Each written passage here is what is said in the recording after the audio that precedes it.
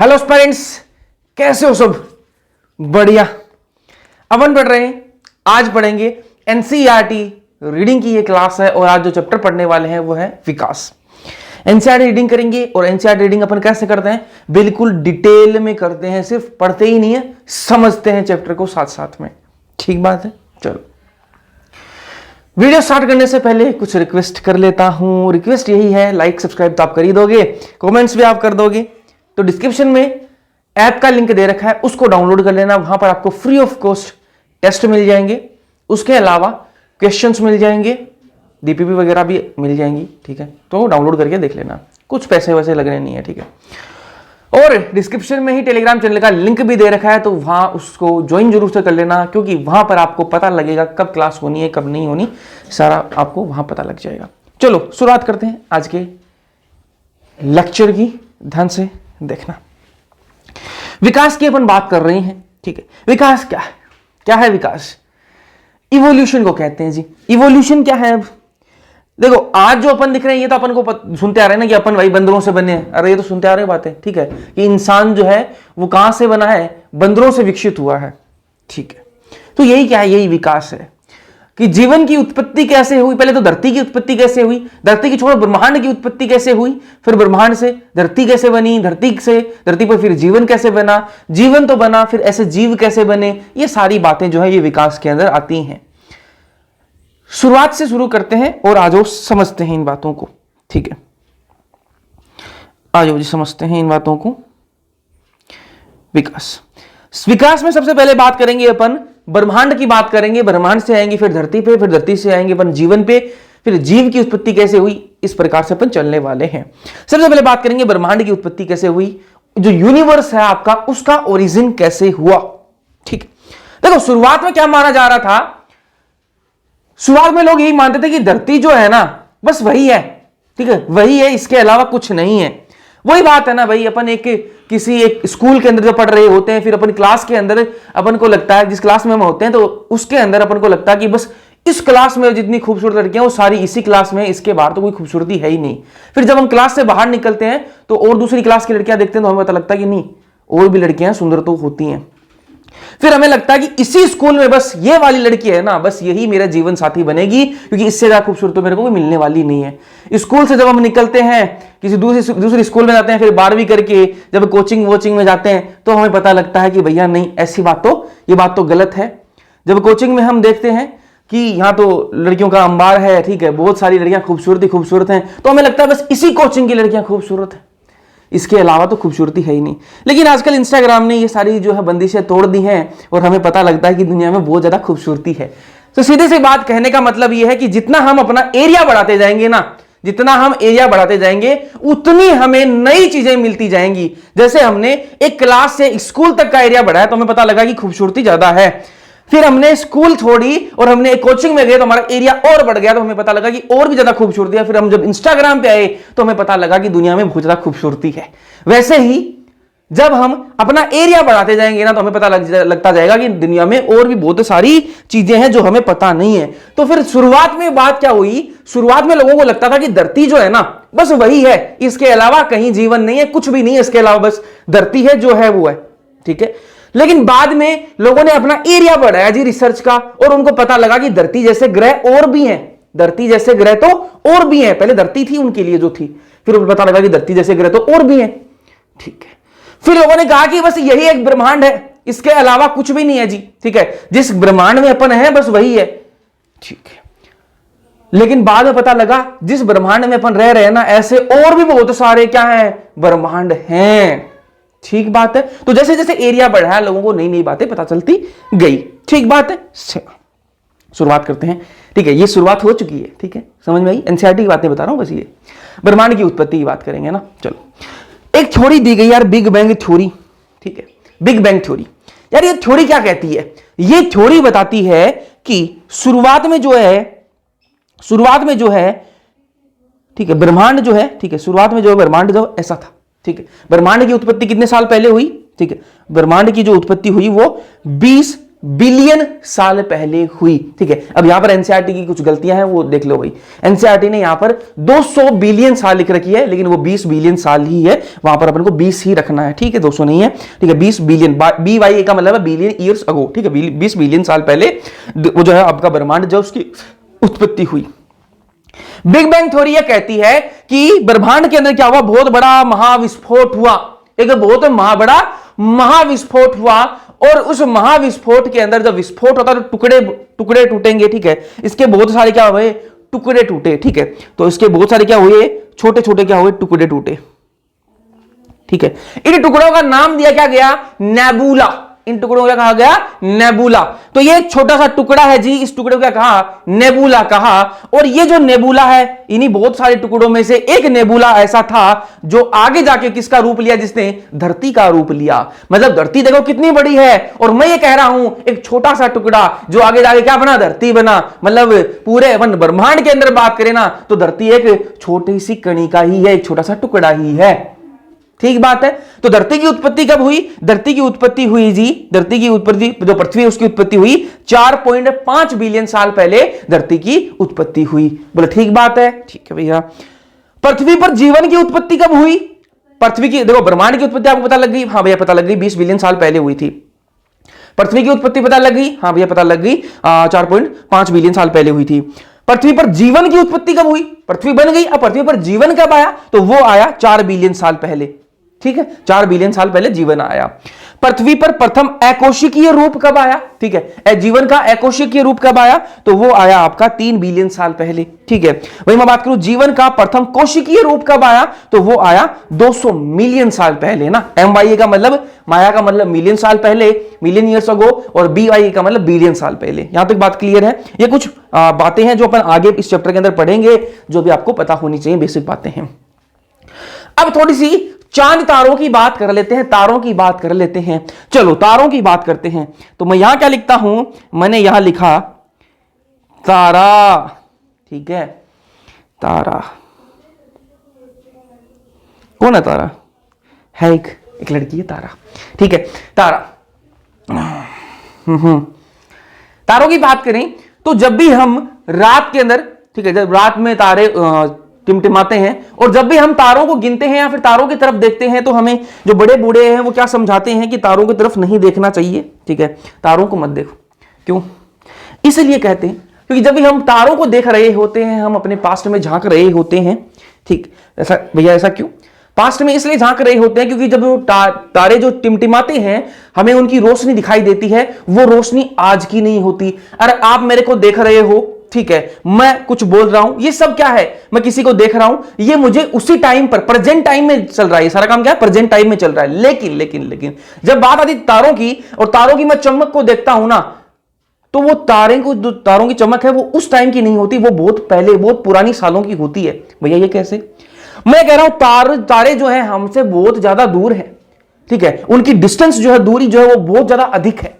अब दूरी अधिक है तो उनकी रोशनी जब जो चमकी होगी, ठीक है, जो तारे हैं उस जिस टाइम पर चमके होंगे, वो रोशनी एग्जैक्ट उसी टाइम पर हमारी आंखों तक नहीं पहुंचती, उसको बहुत ज्यादा टाइम लगता है हमारी आंखों तक पहुंचने में। इसलिए जब हम तारों को देख रहे होते हैं तो हम हमारे पास्ट के अंदर देख रहे होते हैं, क्योंकि वो रोशनी बहुत पहले, बहुत कई सालों पहले वो वहां से चली होती है। ठीक बात है क्या, ठीक है। तो तारों की जो डिस्टेंस है, तारों की जो दूरी है, उसको किस में मापा जाता है, प्रकाश वर्ष के अंदर मापा जाता है। किसके अंदर, प्रकाश वर्ष के अंदर, वर्ष में मापा जाता है।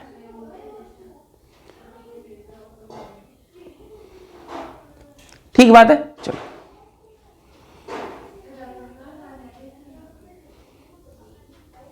चलो यहां तक एक बार एनसीईआरटी से कर लेते हैं, फिर अपन वापस आएंगे ना। विकास जीव विज्ञान पृथ्वी पर जीव रूपों के इतिहास का अध्ययन है। ठीक है, सही बात है।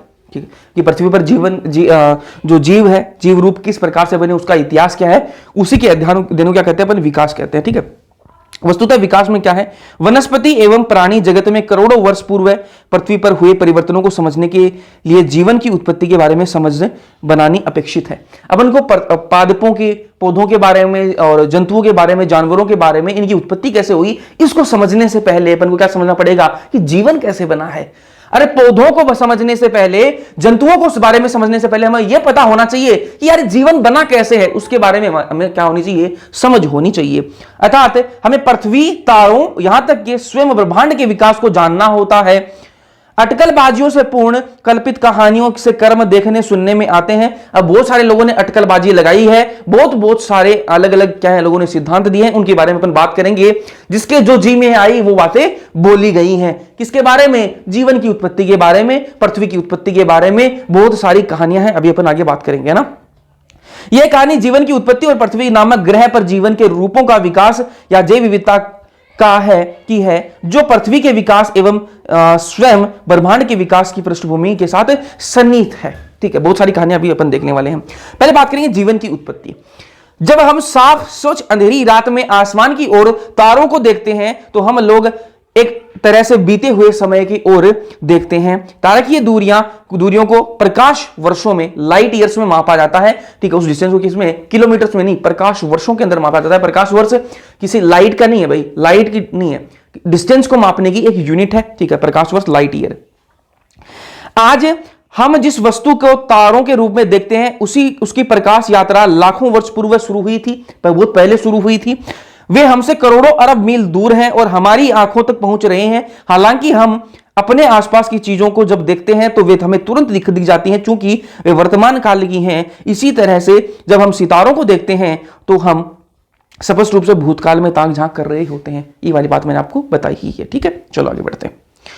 जीवन की उत्पत्ति को ब्रह्मांड के इतिहास में एक अनूठी घटना माना गया है। ब्रह्मांड विशाल है, सबको पता है ये बात तो। ठीक है, सही मायने में कहा जाए तो पृथ्वी ही अपने आप में एक ब्रह्मांड की एक कणिका मात्र है। मैंने आपको बताया पृथ्वी एक छोटा सा टुकड़ा है। ठीक है, ब्रह्मांड अत्यंत ही प्राचीन है, लगभग 20,000 करोड़ 200 बिलियन साल पुराना दिखा रखा है इसको यहां पर, 20 बिलियन साल पुराना अकॉर्डिंग टू इंग्लिश मीडियम वाले एनसीईआरटी 20 बिलियन साल पुराना है। तो अपन को 20 बिलियन ही याद रखना है, 200 बिलियन याद नहीं रखना है। करेक्ट कर लेना भाई। ठीक है, 200 नहीं है, 20 बिलियन साल पहले। ठीक है, ब्रह्मांड में आकाश गंगाओं की विशाल समूह है समेकित। आकाश गंगा क्या होती है? गैलेक्सी, अलग अलग प्रकार की गैलेक्सी है। अपनी गैलेक्सी को नहीं, मिल्की वे गैलेक्सी है। ठीक है, इसके बारे में अपन आगे बात करेंगे। आकाश गंगाओं में सितारों और गैसों के बादल एवं धूल समाहित रहते हैं। आकाश गंगा गैलेक्सी के अंदर क्या क्या होते हैं? आपके सितारे, तारे है ना, गैसों के बादल और धूल जो है वो समाहित होती है। ब्रह्मांड के आकार को ध्यान में रखते हुए पृथ्वी केवल एक बिंदु या कणिका मात्र है। ब्रह्मांड की जितना बड़ा ब्रह्मांड है उसकी अपन तुलना करें तो पृथ्वी जो है ब्रह्मांड के अंदर एक बिंदु मात्र है, एक कणिका मात्र ही है, बहुत छोटा सा टुकड़ा है। ठीक है, ब्रह्मांड बहुत बड़ा है। ठीक, ब्रह्मांड की उत्पत्ति के बारे में हमें बिग बैंग नामक महाविस्फोट का सिद्धांत जो है कुछ बताने का प्रयास करता है। बिग बैंग थ्योरी मैंने आपको थोड़ी देर में पहले बताई थी। ठीक है, यह एक अनूठी कल्पना है से परे महाविस्फोट का भौतिक रूप है। ठीक है, यहां पर क्या महाविस्फोट हुआ, ये मैंने आपको बताया, महाविस्फोट हुआ था। इसके फलस्वरूप ब्रह्मांड का क्या हुआ? विस्तार हुआ और तापमान में कमी हुई। कुछ समय बाद हाइड्रोजन और हीलियम गैसें बनी। ये गैसें गुरुत्वाकर्षण के कारण संघनीभूत हुई। वर्तमान ब्रह्मांड की आकाश गंगाओं का गठन हुआ। मिल्की वे नामक अपनी जो आकाश गंगा है वो कौन सी है? मिल्की वे। ठीक है, गैलेक्सी नामक सौर मंडल में पृथ्वी की रचना 4 बिलियन साल पहले, थोड़ी देर पहले मैंने आपको बताया था। पूर्व माना जाता प्रारंभिक अवस्था में पृथ्वी पर वायुमंडल नहीं था। शुरुआत में पृथ्वी पर वायुमंडल जो है वो नहीं था। ये मैं आपको थोड़ा सा आगे बताता हूं। चलो पहले मैं थोड़ा सा बताता हूं, फिर अपन एनसीईआरटी में वापस आते हैं। विशिष्ट, अब यहां तक आपको बातें पता लग गई कि ये नॉर्मल बातें, पृथ्वी की उत्पत्ति कब हुई, आपके जो है ब्रह्मांड की उत्पत्ति कब हुई, ये बातें आपको पता लग गई। अब बात करें जीवन की उत्पत्ति कैसे हुई। ठीक है, पृथ्वी पर जीवन की उत्पत्ति कैसे हुई? महाविस्फोट हुआ, आपकी जो पृथ्वी है जो उसकी उत्पत्ति हुई, ये सारी बातें तो आपको पता लग गई। लेकिन अब आपको ये पता लगाना है कि जीवन की उत्पत्ति कैसे हुई। उसके लिए अलग अलग प्रकार के क्या दिए गए? सिद्धांत दिए गए। उसके लिए अलग अलग प्रकार के, ठीक है, अलग अलग प्रकार के क्या दिए गए? सिद्धांत दिए गए। उन्हीं सिद्धांतों की अपन बात करने वाले हैं। पहला जो सिद्धांत है वो किसने दिया? पहला सिद्धांत था विशिष्ट सर्जन के सिद्धांत। पहला था क्या था? विशिष्ट सर्जन के सिद्धांत। ठीक है, theory of special creation. Theory of special creation किसने दिया? ये फादर सोरेज ने। ठीक है, अरे फादर सुरेश नहीं है, फादर सोरेज ने दिया था। ठीक है, फादर सोरेज। तो पहली जो ये विशिष्ट सर्जन के सिद्धांत, किस प्रकार का सिद्धांत है? ये जो है माइथोलॉजिकल थ्योरी है, ये धार्मिक ग्रंथों से जुड़ी हुई ये थ्योरी है। और ये थ्योरी क्या कहती है वो ध्यान से सुनना। देखो, हर ग्रंथ, धार्मिक ग्रंथ के अंदर, किसी भी धर्म की बात करें, हर धार्मिक ग्रंथ के अंदर आपको इस चीज से रिलेटेड कुछ ना कुछ बातें आपको मिलेंगी। और उन्हीं में से जो, अब चाहे वो हिंदू धर्म हो, चाहे वो इस्लाम धर्म हो, चाहे वो आपका जो ईसाई धर्म हो, किसी की धर्म की बात करें अपन, हर के अंदर आपको इस चीज से रिलेटेड बातें आपको लिखी हुई मिलेंगी। ठीक है, तो फादर सोरेस जो है, ठीक है, इन्होंने क्या कहा कि भैया जो धरती की, जो धरती पर क्या हुआ, जीवन कैसे हुआ, चमत्कार हुआ। ठीक है, ऐसे कोई चमत्कार हुआ और पृथ्वी पर जो संपूर्ण जीवन है उसका निर्माण हुआ केवल 6 दिनों के अंदर। पूरे जीवन का पृथ्वी पर जो है निर्माण हुआ जीवन का। ठीक है, अब उस 6 दिन के अंदर इन्होंने अलग अलग बताया कि पहले दिन ये चीज बनी, दूसरे दिन ये बनी, तीसरे दिन ये बनी, ये बातें बताई गई है ना, चमत्कार हुआ, ऐसे बातें इन्होंने की। बोले ठीक है, चलो ठीक है। फिर लोगों ने कहा कि, बहुत सारे लोगों ने मानी भी ये बात है ना, जो बहुत सारे लोग, जो धार्मिक लोग, उन्होंने ये बात मान ली थी कि फादर साहब बोल रहे हैं तो सही बातें बोल रहे होंगे। लेकिन बाद में कुछ लोगों ने कहा कि नहीं, आप फादर साहब, आपकी इज्जत है, लेकिन आप कुछ भी कहोगे हम मान लेंगे, ऐसे नहीं मान लेंगे ना। ठीक है, फिर अगला सिद्धांत आया, प्रलय का सिद्धांत। अगला सिद्धांत आया, ये पहला सिद्धांत हो गया। ठीक है, अलग अलग बातें बोली लोगों ने, अब देखना कितनी कितनी बातें ऐसे ही बोली गई है ना। प्रलय का सिद्धांत, थ्योरी ऑफ कैटास्ट्रोफिज्म इसको कहा जाता है, प्रलय का सिद्धांत। ये किसने दिया? क्यूवियर ने दिया। क्यूवियर नाम के एक साइंटिस्ट है, इन्होंने दिया ये। और इन्होंने क्या कहा, इन्होंने बोला कि किसी प्रलय की वजह से, जैसा जीवन आज है ना इस धरती पे, जैसा जीवन आज इस धरती पे, ऐसा ही जीवन पहले भी था। क्यूवियर साहब ये बोले कि जैसा जीवन आज इस धरती पे, ऐसा ही जीवन पहले भी था, लेकिन कुछ प्रलय आया और धरती जो है वो समाप्त हो गई, पूरा जीवन जो है वो समाप्त हो गया, और उसके बाद में वापस जीवन आया है। कि बात किसने बोली? क्यूवियर साहब ने बोली, और कहा ये प्रलय का सिद्धांत है। जैसा जीवन आज है वैसा ही जीवन पहले था, लेकिन कुछ प्रलय आए और उसकी वजह से क्या हुआ, जीवन समाप्त हो गया, धरती उल्ट पुल्ट हुई। ठीक है, चलो ये बात थी।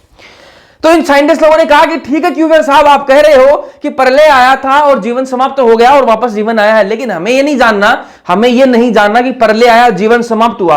अरे जीवन समाप्त हो गया, वो बात ठीक है आपकी, कि भाई मान लिया आपका कि पहले जीवन था और वो प्रलय आया और जीवन समाप्त हो गया, वो बात ठीक है।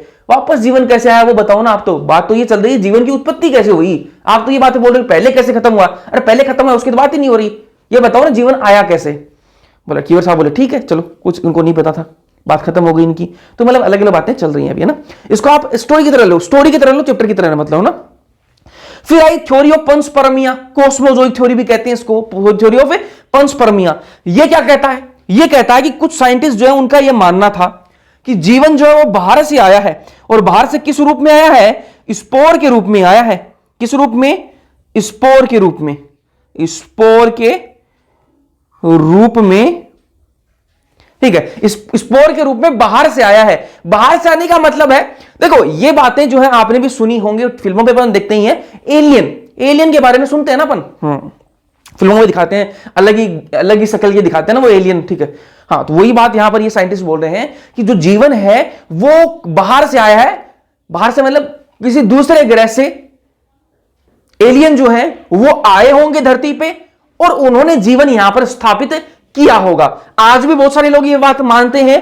ठीक है, तो बहुत सारे साइंटिस्ट आज भी इस बात को मानते हैं, और ये बातें कही ना, इसी को क्या कहते हैं? थ्योरी ऑफ पंचपरमिया, कॉस्मोजोइक थ्योरी, कि दूसरे ग्रह से कुछ लोग आए और उन्हीं लोगों ने यहां पर आकर क्या है, जीवन को स्थापित किया, जीवन की उत्पत्ति यहां पर हुई। जो चीजें आज अपन देख रहे हैं वो बाहर से, दूसरे ग्रह से लोग आए, उन्होंने यहां पर वो चीजें करी हैं। इस चीज को लोग मानते हैं, आज भी मानते हैं। इसके लिए अलग अलग आपको यूट्यूब पे भी वीडियोस मिल जाएंगी। ठीक है, और इसको क्या स्पोर के रूप में आए। ठीक है, इसको क्या कहते हैं? स्पोर के रूप में जीवन दूसरे बाहर से आया है। ठीक है, ये है थ्योरी ऑफ पंचपरमिया, कॉस्मोजोइक थ्योरी है।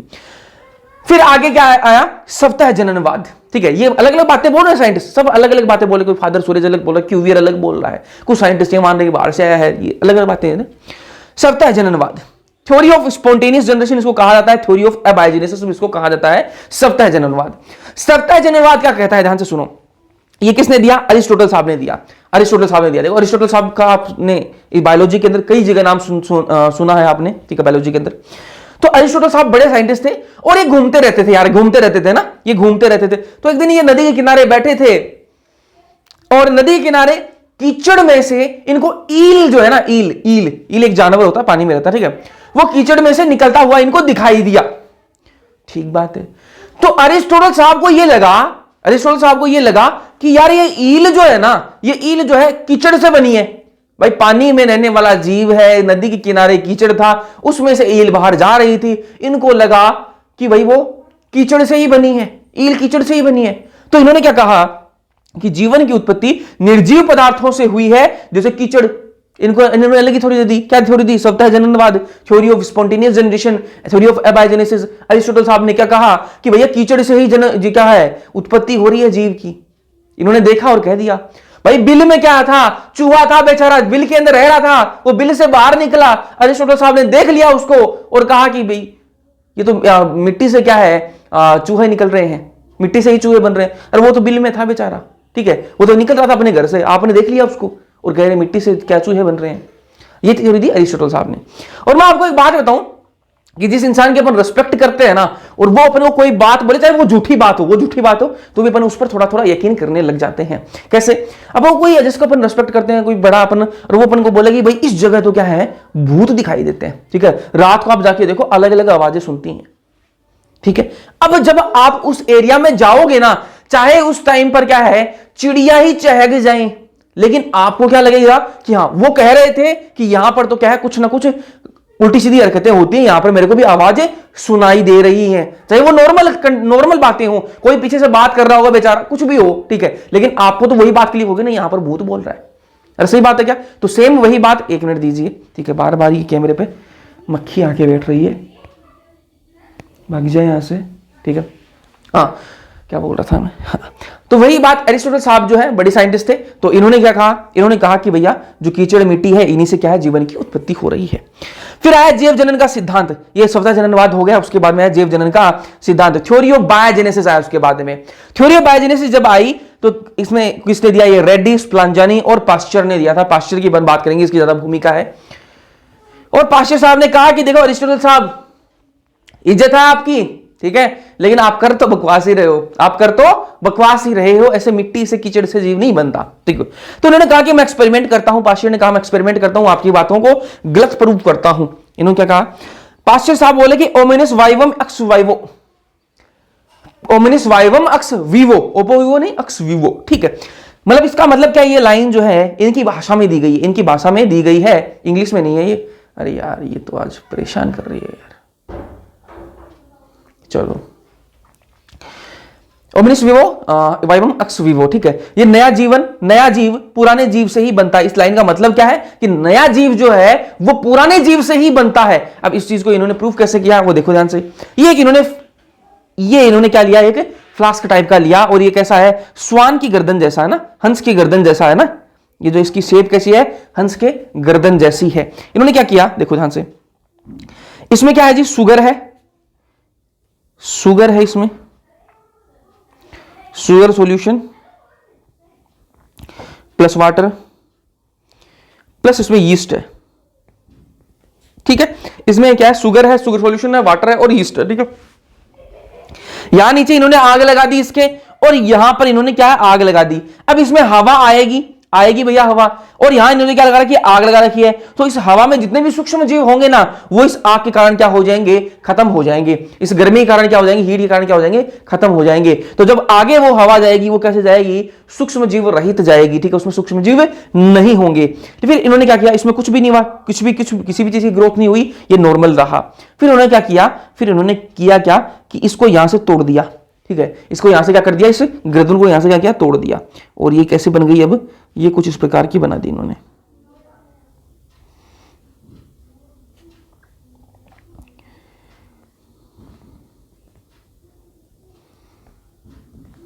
ठीक है,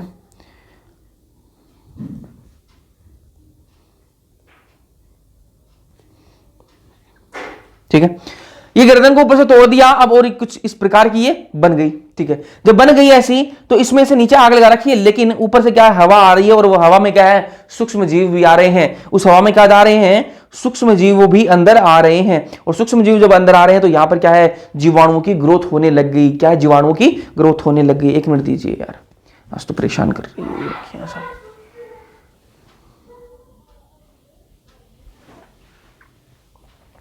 कैमरे पे आके पता नहीं क्या उनको मजा आ रहा है, इस पे आके बैठ रही हैं,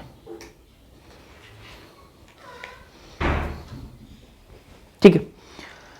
तो इसमें क्या है, जीवाणुओं की ग्रोथ होने लगी। इससे मतलब क्या हुआ, इससे पता ये चला कि नया जो जीव है वो पुराने जीव से ही बनता है, ना कि ऐसे कीचड़ से ऐसे नहीं बनता, पुराने जीव से ही बनता है। इसका मतलब ये हुआ, ठीक है। तो इसने कहा, पाश्चर साहब ने ये वाली बात कही। तो इन्होंने कहा कि नया जीव पुराने जीव से बनता है। साइंटिस्ट बोले तो ठीक बात है पाश्चर साहब आपकी, कि नया जीव जो पुराने जीव से बनता है, लेकिन हमें तो ये बात बताओ, वो पुराना जीव कहां से आया, है ना, उस पुराने जीव की उत्पत्ति कहां से हुई। मेन अरे मुद्दा तो वही चल रहा है ना। आप ये कह रहे हो कि नया जीव पुराने जीव से बना है, लेकिन वो पुराना जीव आया कहां से, वो बताओ। मैं तो उनके पास कोई जवाब नहीं था। फिर क्या है, रासायनिक विकास की बात हुई, केमिकल इवोल्यूशन की बात हुई, ठीक है। ये कुछ थ्योरीज यहां पर दी गई थी, ठीक है। अलग अलग लोगों ने जितनी मुंह उतनी बातें, ठीक है, वो वाली बात हो गई। यहां पर बहुत सारी बातें कही गई। उसके बाद में आया रासायनिक विकास, केमिकल इवोल्यूशन आया। ये थ्योरी जो है किसने दी, ये थ्योरी ही थी, कोई एक्सपेरिमेंट इसके अंदर नहीं किया गया था। एक मिनट, सॉरी अभी तो गिर जाता है, ठीक है। कोई एक्सपेरिमेंट इसके अंदर नहीं किया गया था। जो हाल्डेन, ओपेरिन और हाल्डेन जो दोनों साइंटिस्ट थे, इन्होंने क्या किया, सिर्फ एक थ्योरी बनाई थी, इनके जो मन में आई थी वही बातें इन्होंने लिखी थी। बाद में इसको प्रूव भी किया गया था। अभी समझते हैं इसको धीरे धीरे। केमिकल इवोल्यूशन जो है, केमिकल इवोल्यूशन, रासायनिक विकास जो है, किसने दिया, ओपेरिन और हाल्डेन ने दिया था। ओपेरिन और हाल्डेन द्वारा दिया गया था। आपको ये पता होना चाहिए ओपेरिन और हाल्डेन द्वारा, ये तो आपको सबको याद रह जाएगा, लेकिन क्वेश्चन क्या पूछ लेगा वो, कि ओपेरिन कहां के थे। ओपेरिन रशिया के थे और हाल्डेन कहां के थे, ये इंग्लैंड के थे। ये आपको पता होना चाहिए, इसमें कंफ्यूजन नहीं होनी चाहिए। समझ में आई बातें। ओपेरिन कहां के थे, रशिया, और हाल्डेन कहां के थे, इंग्लैंड के थे ना। और इन्होंने क्या दिया था, रासायनिक विकास, केमिकल इवोल्यूशन की जो थ्योरी है वो दी थी, ठीक है। इन्होंने क्या कहा, इन्होंने कहा था कि पुराना जो वातावरण था वो कैसा था, रिड्यूसिंग प्रकार का था। पुराने समय में जो वातावरण था वो किस प्रकार का था, रिड्यूसिंग प्रकार का था। ये अपनी थ्योरी के अंदर बातें लिख रहे हैं, ये वाली बातें अपनी थ्योरी के अंदर लिख रहे हैं, कोई एक्सपेरिमेंट नहीं कर रहे, सिर्फ अपनी थ्योरी के अंदर ये बातें लिख रहे हैं कि पुराने समय में जो वातावरण था वो रिड्यूसिंग प्रकार का था। वह रिड्यूसिंग प्रकार का क्यों था, इसलिए था क्योंकि उस टाइम पे ऑक्सीजन नहीं थी, मॉलिक्यूलर ऑक्सीजन नहीं थी, ठीक है। चलो, आणविक ऑक्सीजन उस टाइम पे नहीं थी, इसलिए जो वातावरण था वो कैसा था, रिड्यूसिंग प्रकार का था। गैसीय बादल थे उस टाइम पे, और वो गैसीय बादल किसके बने हुए थे, CH4 मीथेन गैस, अमोनिया और हाइड्रोजन, ठीक है। अब इनका ये तीन गैसें थी उस गैसीय बादल में, और साथ में क्या थी, H2O वेपर, जलीय वाष्प थी उसमें, ठीक है। जो गैसीय बादल बने हुए थे उस टाइम पे वातावरण में वो कैसे थे, CH4, NH3, H2O और आपके H2O के वेपर, मतलब जल की वाष्प, इससे वो बनी हुई थे वो बादल। और यहां पर आपको पूछ क्या लेता है, यहां पर रेशियो पूछ लेता है। रेशियो क्या था उन गैसों का, तो गैसों का रेशियो था 2:1:2। अब ये आपको कंफ्यूजन ये हो सकती है कि इसको याद मत रखना कि 212 या फिर 2:1:2, ऐसे मत याद रख लेना इसको। क्यों भैया ऐसे क्यों नहीं याद रखें, वो आपको दे देगा क्वेश्चन में, CH4 H2 NH3, ठीक है। इनका रेशियो बताओ, आपको ये दे देगा, ठीक है। आपने याद करेगा 2:1:2:3, आपने लिख दिया 2:1:2, ठीक है, 2:1:2। अगर आपने ऐसा कर दिया तो गलत हो जाएगा। क्यों, क्योंकि NH3 का क्या है, 1 है। तो आपको कैसे याद रखना है, याद ऐसे रख लो भाई, 4 क्या है, इवन नंबर है, अरे सम संख्या है या नहीं है, 4 सम संख्या है या नहीं है, 2 सम संख्या है या नहीं है, ठीक है। तो अगर सम संख्या जहां आ जाए वहां पर आपको 2 रख देना है, और विषम संख्या जहां पर आ जाए वहां पर आपको 1 रख देना है। 4 सम संख्या होती है तो 2 रख दो, 2 सम संख्या रहती है तो 2 रख दो, 3 क्या है, विषम संख्या तो 1 रख दो, बस खत्म हो गया, ठीक है। तो इस प्रकार से आपको याद रखना है, 2 कहां रखना है, सम संख्या आई तो 2 और विषम आई तो 1, चाहे वो इनका ऑर्डर कैसा भी कर दे आपको याद रहेगा, बस खत्म हो गई बात ना। और उस टाइम पर तापमान कितना था, ये अपनी थ्योरी में लिख रहे हैं बातें, थ्योरी में लिख रहे हैं अपनी बातें ना, ये ओपेरिन और हाल्डेन। तापमान उस टाइम पे 800 डिग्री सेल्सियस था, ये बातें बोल रहे हैं। बिजलियां उस टाइम पर चमक रही थी। यूवी रेज जो है वो पृथ्वी पर आ रही थी। भैया यूवी रेज क्यों आ रही हैं, यूवी रेज इसलिए आ रही हैं क्योंकि आज अपन को पता है कि क्या है, ओजोन परत जो है वो क्या है, यूवी रेज को नहीं आने देती पृथ्वी पे। और ओजोन लेयर का, ओजोन परत का, ओजोन का फॉर्मूला क्या होता है, O3। थोड़ी देर पहले मैंने क्या कहा आपको कि आणविक ऑक्सीजन तो है ही नहीं, मतलब O2, O3 ये सब तो है ही नहीं, ठीक है। मॉलिक्यूलर ऑक्सीजन नहीं है, मतलब O3 नहीं है, O3 नहीं है, ओजोन भी नहीं है, ओजोन नहीं है तो यूवी रेज पृथ्वी पर आएंगी क्योंकि ओजोन नहीं थी उस टाइम पे, ठीक है। वाटर वेपर जो है, जलीय वाष्प जो है वो नीचे से ऊपर गई, ऊपर जाने के बाद में वो कंडेंस हुई, वहां पर कंडेंस हुई और बारिश के रूप में वो नीचे गिरी, ठीक है। ये वाली बातें इन्होंने क्या करी, अपनी थ्योरी में लिखी थी, कोई एक्सपेरिमेंट नहीं किया, सिर्फ अपनी थ्योरी में ये वाली बातें इन्होंने लिखी, ठीक है। एक बार मैं वापस रिपीट करता हूं फिर अपन आगे बढ़ेंगे, ठीक है। रासायनिक विकास की बात करें, केमिकल इवोल्यूशन की अपन बात कर रहे हैं। ओपेरिन और हाल्डेन द्वारा ये दिया गया था। ओपेरिन कहां के थे? रशिया के थे, और हाल्डेन कहां के थे? इंग्लैंड के थे। पुराना वातावरण कैसा था? रिड्यूसिंग प्रकार का था। आणविक ऑक्सीजन उस टाइम पे नहीं थी। गैसीय बादल थे उस टाइम पे, जो किसके? CH4NH3H2 के थे। ये मैंने आपको इनका रेशियो बता ही दिया। और उसमें क्या थी? जलीय वाष्प भी थी। ठीक है, तापमान कितना था? 800 डिग्री सेल्सियस था। बिजली चमक रही थी, बिजलियां गिर रही थी, चमक ही नहीं थी, साथ में गिर भी रही थी बिजलियां। ठीक है, यूवी रेज पृथ्वी पर आ रही थी क्योंकि ओजोन नहीं थी उस समय पर। वाटर वेपर ऊपर गई और कंडेंस होकर क्या है? बारिश के रूप में नीचे गिरी। यहां तक बातें क्लियर है? ठीक है भैया, क्लियर है। अब मैं आपको दिखाता हूं जब बारिश नीचे गिरी तो हुआ क्या। मैं कह रहा हूं उस टाइम पे इतना 800 डिग्री सेल्सियस टेम्परेचर बहुत ज्यादा होता है, तो उस टाइम पर क्या है? ज्वालामुखी भी फट रहे थे। और ज्वालामुखी जब फट रहे थे उस टाइम पर, तो क्या हुआ? पहाड़ भी बन चुके थे। ज्वालामुखी जब फटते हैं और वो ठंडे होते तो क्या बनता है? पहाड़ बनता है। तो पहाड़ियां बन चुकी थी उस टाइम तक। पहाड़ियां क्या है? बन चुकी थी। तो ये मैंने पहाड़ियां बना दी। ठीक है, पहाड़ियां बना दी मैंने।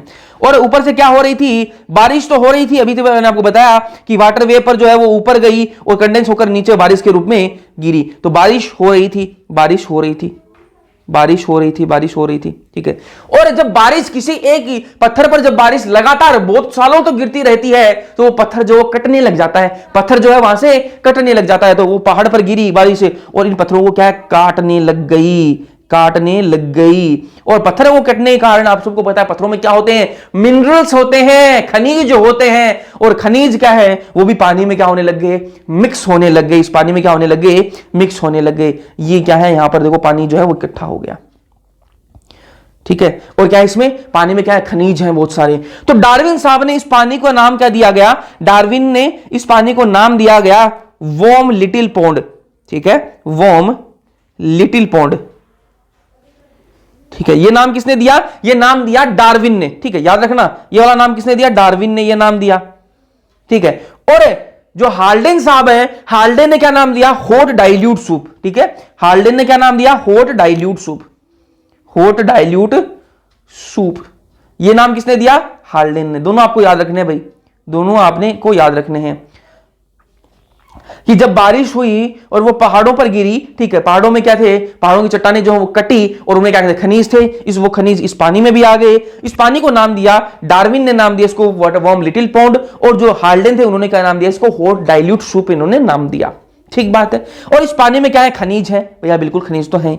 खनिज कौन कौन से हैं? देखो ये वाले हैं, कार्बन है, हाइड्रोजन है, ऑक्सीजन है, नाइट्रोजन है, सल्फर, ठीक है, फास्फोरस, ये सारे इसमें है। देख, ये क्या है? फ्री एटम्स है, सारे क्या है? फ्री एटम्स हैं, अलग अलग है ना, बिल्कुल किसी साथ में जुड़े हुए क्या? नहीं जुड़े हुए। कार्बन देखो अलग पड़ा, हाइड्रोजन अलग है, सारे अलग अलग इस पानी में थे। जब पानी में आ गए वो सारे, उस टाइम पर आपको पता है रिड्यूसिंग नेचर था, यूवी रेज आ रही हैं। ठीक है, टेम्परेचर हाई है ही, सारी चीजें क्या है? ऐसी हैं कि बहुत सारी रिएक्शंस यहां पर होंगी। तो ये जो है सारे एटम्स जो है पानी के अंदर थे, इन्होंने आपस में रिएक्शन करी और रिएक्शन करके क्या बना लिए? सिंपल इनऑर्गेनिक मॉलिक्यूल बना लिए। साधारण क्या है? इनऑर्गेनिक अकार्बनिक अणु बना लिए। अकार्बनिक अणु कौन कौन से हो गए? H2, H2O, NH3, CO2, ये सारे के बना लिए इन्होंने। ठीक है, उसके बाद में ये सारे जो है इन्होंने आपस में रिएक्शन करी और क्या बना लिए? CH4, HCN, ये सारे बना लिए। ये क्या बन गए? सिंपल ऑर्गेनिक मॉलिक्यूल बन गए। पहले क्या थे? सारे फ्री एटम्स थे। फ्री एटम्स सारे आपस में मिलकर क्या बना लिए? इन्होंने सिंपल इनऑर्गेनिक मॉलिक्यूल बनाए। फिर सिंपल और ऑर्गेनिक मॉलिक्यूल्स ने आपस में रिएक्शन करी और क्या बन गए? सिंपल ऑर्गेनिक मॉलिक्यूल बने। और सिंपल ऑर्गेनिक मॉलिक्यूल्स ने आपस में रिएक्शन करके क्या बनाए? Simple sugars, amino acid, glycerol, fatty acid, nitrogenous base, simple organic compounds बना लिए, मोनोमर्स बना लिए। ये क्या है? सिंपल ऑर्गेनिक कंपाउंड्स हैं। अब simple sugar, amino acid, glycerol, fatty acid ये आपस में मिलेंगे और क्या बना लिए? कॉम्प्लेक्स जटिल sugar, protein, fat, nucleic acid, RNA और डीएनए, कॉम्प्लेक्स ऑर्गेनिक कंपाउंड इन्होंने बना लिए। और फिर ये सारी चीजें मिली और क्या बन गई? लाइफ फॉर्म बन गई, जीवन बन गया। फर्स्ट लाइफ, पहला प्रथम जीवन जो है वो ऐसे बना था। ठीक है, थोड़ी चीजें देख, थोड़ी लॉजिकल लग रही है ना? लॉजिकल लग रही है कि भाई बारिश हुई, चट्टानों में मिनरल्स थे, ठीक है, पानी में मिक्स हुए। ठीक है, कंडीशन पहले ही अगले ने बता दी कि इस प्रकार की कंडीशन थी, 800 डिग्री सेल्सियस टेम्परेचर, बिजली गिर रही थी, ये सारी बातें बता दी इन्होंने। यूवी रेज आ रही थी, ये सारे फ्री एटम्स थे, इनकी रिएक्शन हुई, सिंपल इनऑर्गेनिक मॉलिक्यूल बने, फिर सिंपल ऑर्गेनिक मॉलिक्यूल बन गए इनकी रिएक्शन होके, फिर क्या है? बन गए और सिंपल ऑर्गेनिक कंपाउंड बने, फिर कॉम्प्लेक्स ऑर्गेनिक कंपाउंड बने, फिर लाइफ फॉर्म बन गई। ठीक है, ये बातें कि इन्होंने बोली, हाल्डेन और ओपेरिन ने बोली अपनी बुक। ठीक है, अब इन्होंने एक बुक लिखी थी, इस पर मत कर लेते हैं। एक book I origin of life. Origin of life नाम की एक बुक आई, वो किसने लिखी थी? ओपेरिन साहब ने लिखी थी। ओरिजिन ऑफ लाइफ पूछ लेता है क्वेश्चन। ठीक है, ओरिजिन ऑफ लाइफ जो नामक बुक है वो किसकी है? ओपेरिन साहब ने लिखी थी। चलो ठीक है, ये पूरा करते हैं एक बार, फिर मैं आपको इसके बारे में एनसीईआरटी रीड कराऊंगा बाद में, ना पहले इसको पूरा कर लेते हैं एक बार। यहां तक कर लेते हैं एक बार, फिर अपन इसको एनसीईआरटी एक रीडिंग एक साथ में करेंगे, क्योंकि आपस में कनेक्टेड है सारी चीजें, इसलिए मैं एनसीईआरटी रीडिंग बीच में नहीं करवा रहा ना। चलो, फिर मिलर साहब आए है ना, मिलर साहब है ना, मिलर्स एक्सपेरिमेंट। मिलर्स एक्सपेरिमेंट किसने किया? ये एसएल मिलर नाम के एक साइंटिस्ट है, एसएल मिलर नाम के एक साइंटिस्ट है। 1953 के अंदर, 1953 के अंदर इन्होंने एक एक्सपेरिमेंट किया, जिस एक्सपेरिमेंट को कहा जाता है मिलर्स एक्सपेरिमेंट कहा जाता है। क्या एक्सपेरिमेंट किया इन्होंने? एसएल मिलर कहां के थे वो तो आपको पहले पता होना चाहिए, अमेरिकन थे। ये आपको पता होना चाहिए कि भाई हार्डिन साहब कहां के, ओपेरिन साहब कहां के थे? वो रशिया के थे, हार्डिन साहब इंग्लैंड के थे। उसके अलावा एसएल मिलर साहब जो वो अमेरिकन थे, आपको पता होना चाहिए, ठीक है। इन्होंने एक्सपेरिमेंट किया। क्या एक्सपेरिमेंट किया?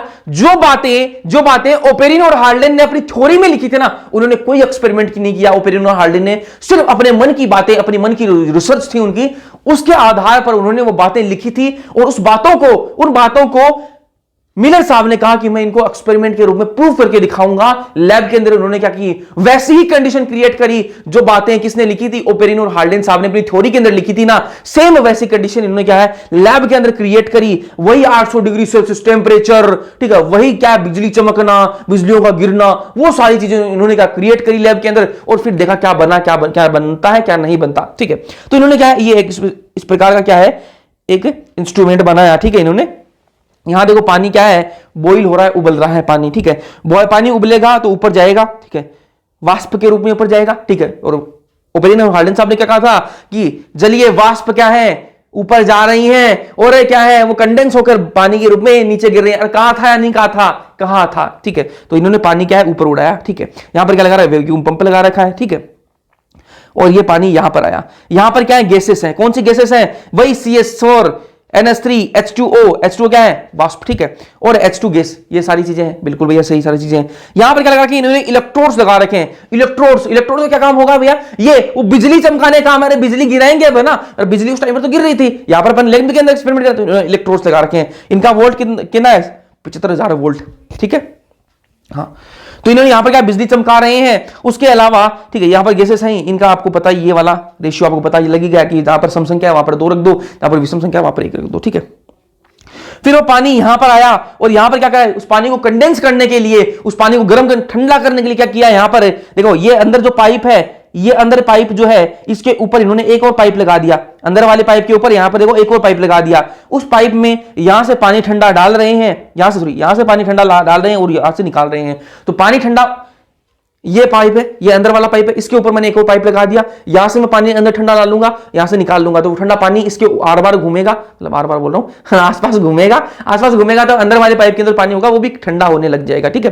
तो वो पानी ठंडा होके जो पानी की बूंदे हैं वो नीचे यहां पर आएंगी, ठीक है, और यहां पर वो पानी जो है वो जमा होने लग जाएगा, ठीक है। ये एक्सपेरिमेंट उन्होंने किया, ठीक है। और 18 दिन तक ये एक्सपेरिमेंट चला, 18 दिन तक ये एक्सपेरिमेंट चला। बिल्कुल सेम कंडीशंस जो ओपेरिन और हार्डिन ने बातें बोली थी, सेम वैसी कंडीशन एसएल मिलर साहब ने अपने एक्सपेरिमेंट के अंदर क्रिएट करी, और फिर उन्होंने देखा रिजल्ट क्या आया। रिजल्ट देखो, रिजल्ट देखना कैसा आया। रिजल्ट यह आया कि अमाइनो एसिड बन गई। इस जो पानी यहां पर जो था ना, वाटर जो आया यहां पर, वाटर कंटेनिंग ऑर्गेनिक कंपाउंड्स, उसके अंदर क्या? ऑर्गेनिक कंपाउंड्स बन गए। ऑर्गेनिक कंपाउंड्स कौन से? Amino acid, glycine, alanine, aspartic acid, ये सारी चीजें बन गई। तो एसएल मिलर साहब ने कहा कि भैया ओपेरिन और हार्डिन जो है वो सही बोल रहे थे, हमने जो एक्सपेरिमेंट किया है, एसएल मिलर साहब ने कहा कि उन्होंने जो बातें बोली थी वही एक्सपेरिमेंट मैंने करके देखा है, बिल्कुल सही बातें बोल रहे थे, सारी चीजें बनी हैं, ठीक ठीक। अब यहां पर देखना काम की बातें क्या है। 18 दिन तक एक्सपेरिमेंट चला, ठीक है, सारी कंडीशन एग्जैक्ट वैसे ही थी जैसे ओपेरिन और हार्डिन ने कहा था। बस एक चीज का डिफरेंस था। डिफरेंस क्या था कि ओपेरिन और हार्डिन ने क्या कहा था कि वहां पर यूवी रेज जो है वो गिर रही थी पृथ्वी पर, कहा था, क्योंकि ओजोन लेयर नहीं थी। तो एसएल मिलर साहब ने यूवी रेज का उपयोग में नहीं लिया था। बाकी सारी कंडीशन सेम थी, वही तापमान, वही गैसेस, सारी चीजें सेम यूज करी थी ओपेरिन और हार्डिन के, ठीक है, लेकिन सब यूवी रेज को उपयोग में नहीं लिया था। क्वेश्चन में पूछ सकता है कि ओपेरिन और हार्डिन के जो थ्योरी थी उसमें और एसएल मिलर के एक्सपेरिमेंट में क्या भिन्नताएं थी, क्या उसमें क्या भिन्नताएं हैं या फिर क्या डिफरेंस है, या कुछ भी बोल सकता है, ठीक है। तो वो भिन्न जो है डिफरेंस जो है वो यही है कि यूवी रेज इन्होंने यूज नहीं करी थी, ठीक है। चलो आगे बढ़ते। जब ये रिजल्ट आया ना कि अमाइनो एसिड बन गई यार, है ना, कि ओपेरिन और हार्डिन के जो बातें लिखी थी उसी से क्या ये अमाइनो एसिड बन गई, तो भाई उस टाइम पे किसको होश आया? ओपेरिन और हार्डिन को भी आया होश कि भाई अपनी जो बातें लिखी थी उसको एक्सपेरिमेंट से प्रूव कर दिया। यार कोई बात अपन लिख दें, कोई बात अपन लिख दें और वो असली में हो जाए।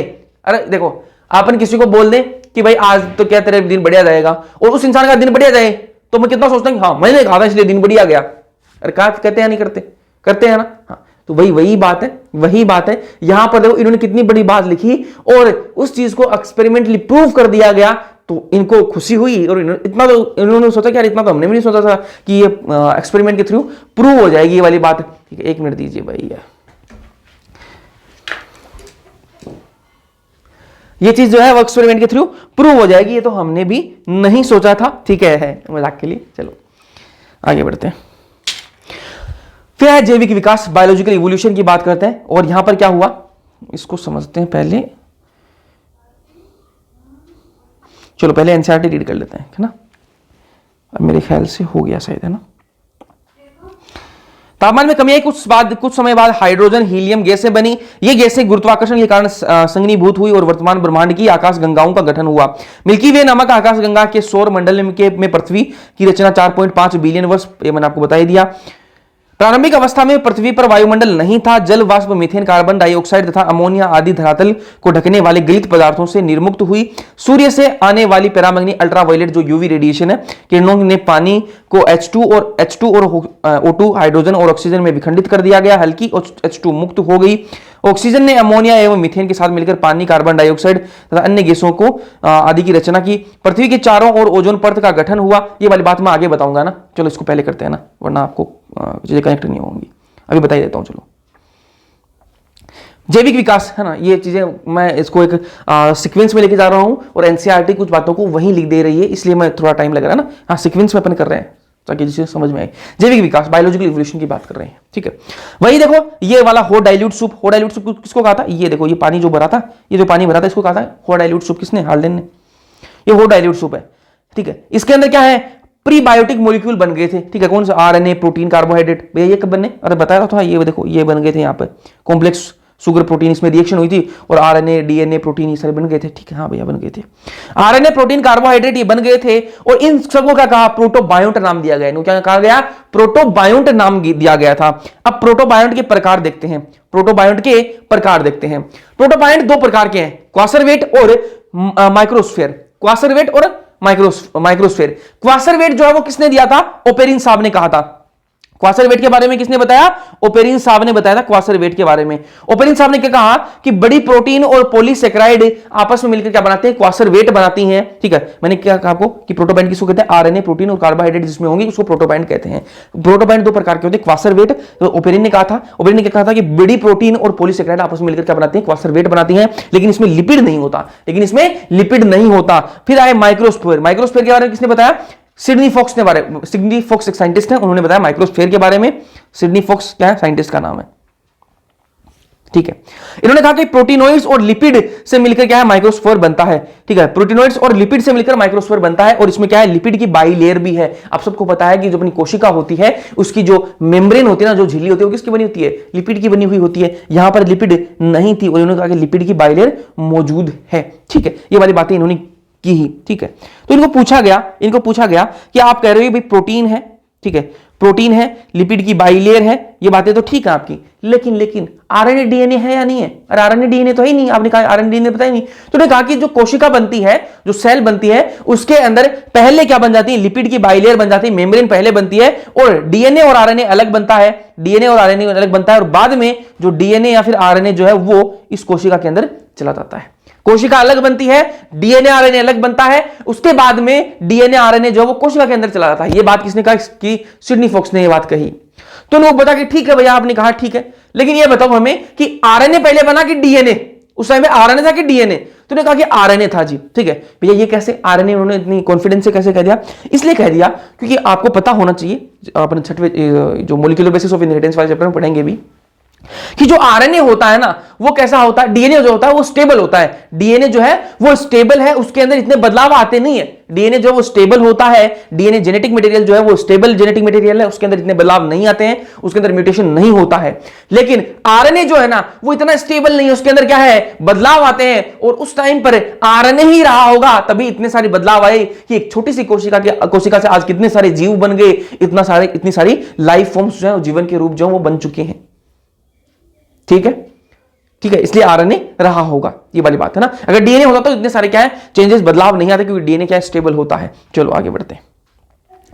तो फिर बात क्या आई, फिर बात सिंपल सी ये निकली कि प्रोटोबायंट्स जो है उसमें आरएनए, प्रोटीन और पॉलीसेकेराइड से मिलकर क्या है वो बना हुआ होता है। ठीक है, आरएनए इन्होंने कहती कि आरएनए था, उस टाइम पे डीएनए नहीं था, इसलिए बात ये कंफर्म हो गई कि प्रोटोबायंट्स जो पहले बने थे उनके अंदर आरएनए था, प्रोटीन था और पॉलीसेकेराइड थी। इनकी फिर इनसे क्या उत्पत्ति हुई, प्रोटोबायंट्स से फिर किसकी उत्पत्ति हुई, प्रोकार्योट्स की उत्पत्ति हुई। पहले प्रोटोबायंट्स बने, उसके बाद में उनसे किसकी उत्पत्ति हुई, प्रोकार्योट्स की उत्पत्ति हुई। और प्रोकार्योट्स की उत्पत्ति कितने साल पुरानी मानी जाती है, 2 बिलियन साल पहले मानी जाती है। प्रोकार्योट्स की उत्पत्ति 2 बिलियन साल पुरानी है। ठीक है, फर्स्ट अकोशिकीय जीवन कब आया, वो आया 3 बिलियन साल पहले। थोड़ी देर पहले मैंने स्टार्टिंग में बताई थी ये वाली बात है ना। फिर फर्स्ट अकोशिकीय जीवन के बाद में कौन है, कीमो हेटरोट्रोफ आए।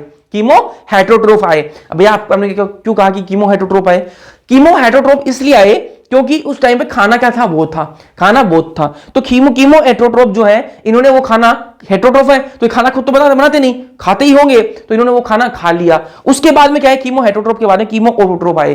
भैया ऐसा क्यों, खाना खत्म हो गया तो खाना खुद बनाना पड़ेगा, तो कीमो हेटरोट्रोफ जो है वो विकसित हुए। उसके बाद में सिंपल फोटो ऑटोट्रोफ आए। सिंपल फोटो ऑटोट्रोफ आए। ठीक है, ये क्या करने लगे थे, प्रकाश संश्लेषण करने लगे थे। और उसके बाद में ऑटोट्रोफ आए। ऑटोट्रोफ ने क्या करी, प्रकाश संश्लेषण किया।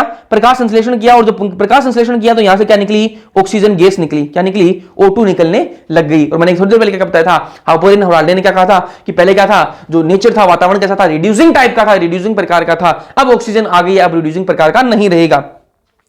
तो साइनोबैक्टीरिया आ गए, साइनोबैक्टीरिया आ गए। ठीक है, क्योंकि प्रोकार्योट्स क्या है, प्रोकार्योट्स आ गए ना, साइनोबैक्टीरिया प्रोकार्योट। ठीक है, प्रोकार्योट्स आ गए। बीजी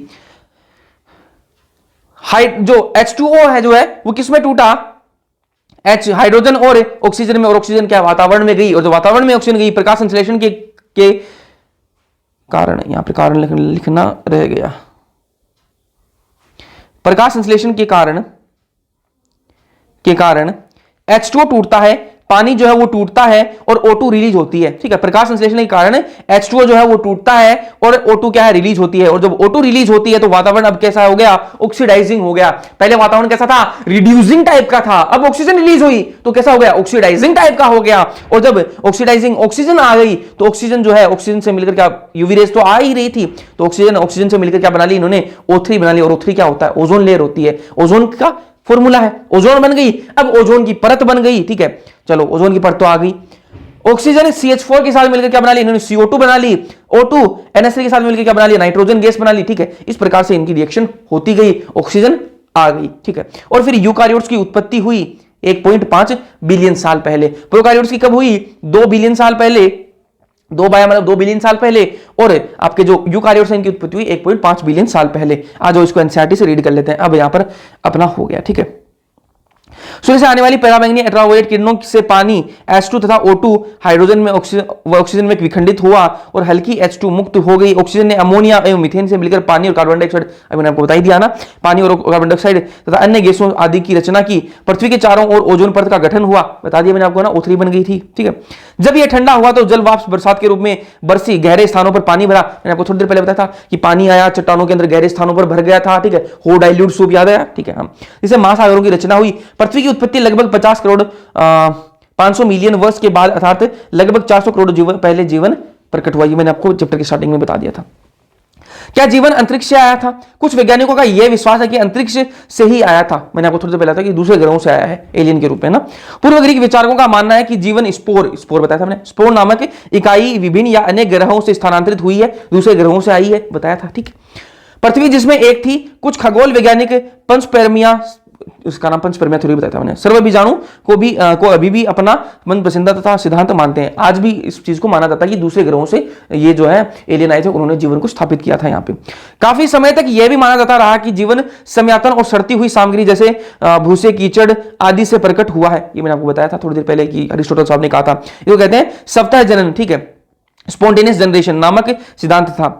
लुई पाश्चर ने सावधानी पूर्वक प्रयोगों को करते हुए यह प्रदर्शित किया कि जीवन पहले से विद्यमान जीवन से ही निकल सकता है। लुई पाश्चर वाला जो स्वान की नेक वाला था ना, हंस की गर्दन जैसा उन्होंने फ्लास्क लिया था, उसके अंदर उन्होंने एक्सपेरिमेंट किया था, तो कहा था कि जीवन जो है पुराने जीवन से ही क्या है विकसित हो सकता है। ठीक है, बात बताई थी।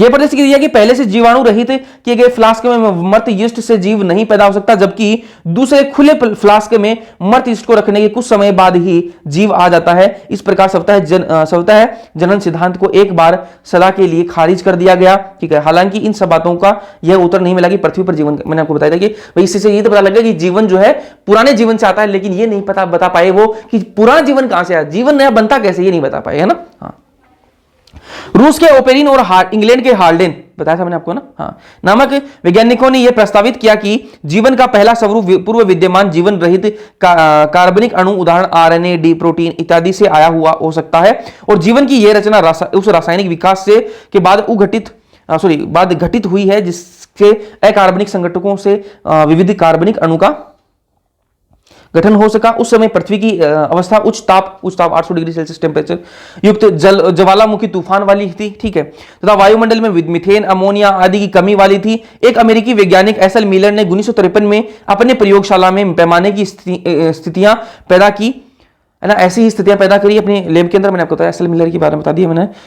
इसने एक बंद फ्लास्क में निहित मिथेन, हाइड्रोजन, अमोनिया तथा 800 डिग्री सेल्सियस प्रताप के साथ एक विद्युत डिस्चार्ज कर देखा कि अमाइनो एसिड बनता है। अन्य लोगों ने भी ठीक इस प्रकार के द्वारा शर्कराओं, नाइट्रोजन क्षारकों और वर्णकों को तथा वसा आदि प्राप्त किए। उल्काओं की अंतर्वस्तुओं के विश्लेषण से प्रकट हुआ कि ठीक ऐसा ही प्रक्रिया अंतरिक्ष में भी किसी अन्य स्थान पर ऐसी घटना हो रही होगी। ठीक है, सीमित साक्ष्यों के आधार पर निराधार कल्पना वाली कहानियों के पहले भाग अर्थात रासायनिक विकास को भी थोड़ी बहुत मात्रा में रूप में स्वीकृत किया जा सकता है। मुझे तो भाई बढ़िया लगा ना ये सिद्धांत इनका रसायन वाला, है ना। हाँ, आपको सही लगा या नहीं लगा बताओ। ठीक है, सही तो था यार। ठीक है, थोड़ा तो लॉजिकल बातें करवाई थी ये। ठीक है, चलो आगे बढ़ते। हमें यह आभास नहीं है कि जीवन स्वतः प्रकृति शम चपाचपई कैप्सूल कब पैदा हुआ। जीवन का प्रथम अकोशिकीय जो रूप है वो 3 अरब साल, भाई मैंने आपको पहले बता दिया ना, 3 बिलियन साल पहले आया, पूर्व पैदा हुआ होगा। जैव हिमकाय अणु, आरएनए, प्रोटीन, पॉलीसेकेराइड, ठीक है, रहे होंगे। ठीक है, आपके जो प्रोटोबाइंट्स की बात हो रही है। ठीक है, ये कैप्सूल अपने अणुओं का जनन भी करते रहे होंगे। सर्वप्रथम कोशिकीय प्रकार का जीवन 200 करोड़ वर्ष पहले प्रकट नहीं हुआ होगा। कदाचित ये एक कोशिकीय रहे होंगे, सभी उस समय जलीय वातावरण में ही रहे होंगे, जल के अंदर, वो डाइल्यूट सूप के अंदर ही रहते होंगे ना।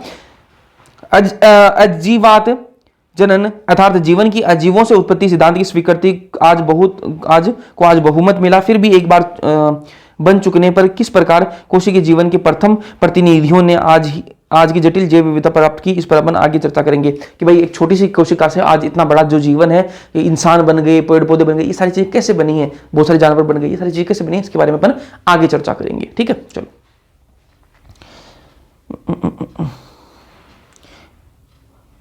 इसकी कुछ लाइंस मैंने आपको करवा दी हैं, लेकिन इसकी बहुत सारी लाइंस में अपन कल वाले लेक्चर के अंदर करेंगे। ठीक है, क्योंकि ये डार्विन से रिलेटेड बातें आ गई, ये अपन कल वाले लेक्चर में करेंगे। ठीक है, अब बात करेंगे विकास के प्रमाण क्या है। ठीक है, अब देखो एनसीईआरटी में ऐसे बातें लिखी हैं, लेकिन अपन एक सीक्वेंस को लेकर चलेंगे ताकि अपन को याद रहे, है ना। पढ़ेंगे पूरा चैप्टर, छोड़ेंगे कुछ नहीं, लेकिन सीक्वेंस में लेकर चलेंगे। ठीक है, मैं कह रहा हूं कि विकास के प्रमाण क्या है। ठीक है, अब लोगों ने ये पूछना स्टार्ट कर दिया कि भैया आप, ठीक है, आप कह रहे हो कि इवोल्यूशन हुआ है, जो इंसान है वो आज जैसा है ऐसा नहीं था, पुराने समय में बंदर थे, ये वो, ठीक है, ये बातें, लेकिन हमें प्रमाण क्या है इस चीज के, भाई प्रूफ क्या है। भाई मैं कह दूं कि जैसा जीवन आज था, बहुत सारे लोगों ने कहा भी कि जैसा जीवन आज था वैसा ही पहले था और ऐसा ही आगे रहेगा। ठीक है, कोई बदलाव नहीं आएगा इसमें, लोगों ने ऐसा कहा, तो उनकी बात भी सही है। आपके पास क्या प्रूफ है कि आप ये बोल रहे हो कि भैया एक कोशिका बनी, उस कोशिका से फिर जीवन, ये पौधे ये सारे बन गए, आपके पास क्या प्रूफ है। तो उसके प्रूफ कुछ मिलते हैं, उन प्रूफ के बारे में बात कर लेते हैं। विकास के साक्ष्य, पहला है जीवाश्म की साक्ष्य। ठीक है, पहला कौन सा साक्ष्य है क्या प्रूफ है? पहला प्रूफ है जीवाश्मिकीय साक्ष्य, इसको इंग्लिश में कहते हैं पैलेंटोलॉजिकल एविडेंस। पैलेंटोलॉजिकल एविडेंस, ठीक। पैलेंटोलॉजी क्या होती है? सबसे पहले आपको पता ये होना चाहिए ये पैलेंटोलॉजी होती क्या है। पैलेंटोलॉजी कहते हैं स्टडी ऑफ फॉसिल्स, जीवाश्म के अध्ययन को क्या कहते हैं? पैलेंटोलॉजी कहा जाता है। अब जीवाश्म क्या होता है? जीवाश्म समझ लो पहले। जीवाश्म इंग्लिश में फॉसिल्स कहते हैं इनको, प्राणियों के अविघटित भागों के अवशेष, ठीक है। किसी चीज के अवशेष मिलते हैं ना भाई, आज कोई प्राणी है, ठीक है, वो मर गया, कुछ कई सालों बाद में, कई 100 सालों बाद में उसके क्या अवशेष मिलेंगे, ठीक है। जैसे अब मिलते हैं अपन को डायनासोर के अवशेष मिल गए, ठीक है, ये अवशेष मिल गए, न्यूज में देखा होगा ऐसी बातें। तो अवशेष मिलते हैं, वो अवशेष क्या है? वही तो फॉसिल्स हैं, उन्हीं को जीवाश्म कहते हैं। उन्हीं को क्या कहते हैं? जीवाश्म कहा जाता है। और उनके अध्ययन को क्या कहते हैं? पैलेंटोलॉजी कहा जाता है। उनके अध्ययन को क्या कहते हैं? जैसे जीव के अध्ययन को क्या कहते हैं? बायोलॉजी कहते हैं ना, जीव विज्ञान कहते हैं, वैसे ही जीवाश्म के अध्ययन को पैलेंटोलॉजी कहा जाता है, ठीक है। आ जाओ, तो जीवाश्म के साक्ष्य मिलते हैं अपन को, कैसे मिलते हैं? जैसे मान लो ये क्या थी, ये उस टाइम पे धरती थी, ठीक है, इस पे क्या खड़ा? डायनासोर खड़ा था, इसमें क्या? डायनासोर खड़ा था, ठीक है। कोई प्रलय आया और, ठीक है, डायनासोर बेचारा क्या है, प्रलय आया और डायनासोर उस प्रलय में दब गया, ठीक है। उसके बाद में धरती और उसके और परतें इस पर बनती गई, चट्टानी जो है वो बनती गई, ठीक है। लेकिन वो आपका डायनासोर जो है वो इस चट्टान में क्या है, इसमें दब गया, ठीक। अब क्या है अपन को क्या पता लगेगा? जब इस चट्टान तक अपन पहुंचेंगे ना, इस तक खुदाई करेंगे तो अपन को पता लगेगा क्या अवशेष मिलेंगे अपन को? डायनासोर के अवशेष मिलेंगे, ठीक है। तो ये कौन सी चट्टानें? अवसादी चट्टानें हैं।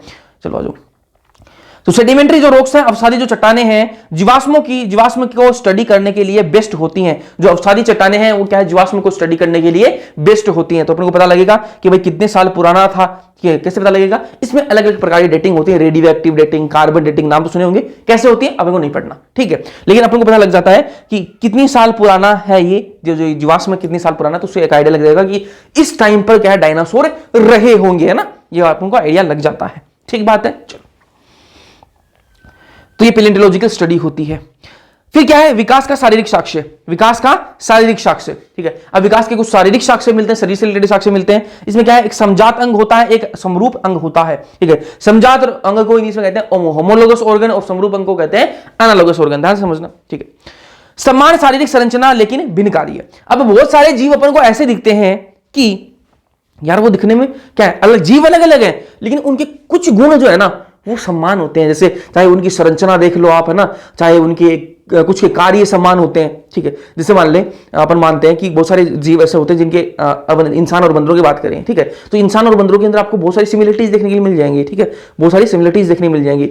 तो वो सिमिलरिटीज किसको दर्शाती हैं? कि इनका कहीं ना कहीं कनेक्शन तो है, ठीक है। तो अपन उसी का विकास का साक्ष्य देख रहे हैं कि अपना पूर्वज एक ही रहा होगा, हम सारी जो बने हैं वो किसी एक ही चीज से बने हैं, तो इसके साक्ष्य अपन देख रहे हैं। तो पहला क्या, दूसरा क्या, पहला तो हो गया आपका पैलेंटोलॉजिकल एविडेंस, जिसके अंदर अपन जीवाश्म की स्टडी करेंगे, उससे पता लग जाएगा, ठीक है। दूसरा है समजात अंग, ठीक है। समजात अंग समान शारीरिक संरचना समान है लेकिन कार्य अलग अलग है। मान लो मेरे हाथों की संरचना और किसी दूसरे जानवर के हाथों की संरचना सेम है, हड्डियां बिल्कुल सेम है, लेकिन मैं उस हाथ को लिखने के काम में, अलग अलग कार्य करने के काम में ले रहा हूं, वहीं वो दूसरा जानवर जो है सेम संरचना है लेकिन वो चलने के काम में ले रहा है, ठीक है। तो ये जो समजात अंग किसको कहते हैं? समान शारीरिक संरचना है लेकिन कार्य भिन्न है, कार्य भिन्न होता है। सामान्य पूर्वज और विकास को दर्शाते हैं ये। इससे क्या पता लगेगा भाई, देखो मेरे हाथों की संरचना है और दूसरे जानवर के हाथों की संरचना अगर सेम है, मतलब ये और क्लियर हो जाती है बात है कि इनका पूर्वज कहीं ना कहीं सेम रहा होगा ना। तो सामान्य पूर्वज और विकास को ये दर्शाते हैं। और ये डाइवर्जेंट इवोल्यूशन को दिखाता है। ये चीज किसको दिखाती है? डाइवर्जेंट इवोल्यूशन, अपसारी विकास को दिखाते हैं। डाइवर्जेंट इवोल्यूशन को हिंदी में क्या कहते हैं? अपसारी विकास। भैया डाइवर्जेंट इवोल्यूशन क्या होता है? अभी समझाते हैं आपको, अभी समझा देता हूं, ध्यान से बस देख लेना, अभी समझा देते हैं आपको। चलो यहां समझाते हैं। ये मान लो कोई ए पूर्वज है, ये कोई ए पूर्वज है, ठीक है, ठीक है। इससे एक तो बन गया, क्या बन गया? मानव बन गया। क्या बन गया? मानव बन गया। और दूसरा क्या बन गया? कोई जानवर बन गया, कोई जानवर बन गया, ठीक है।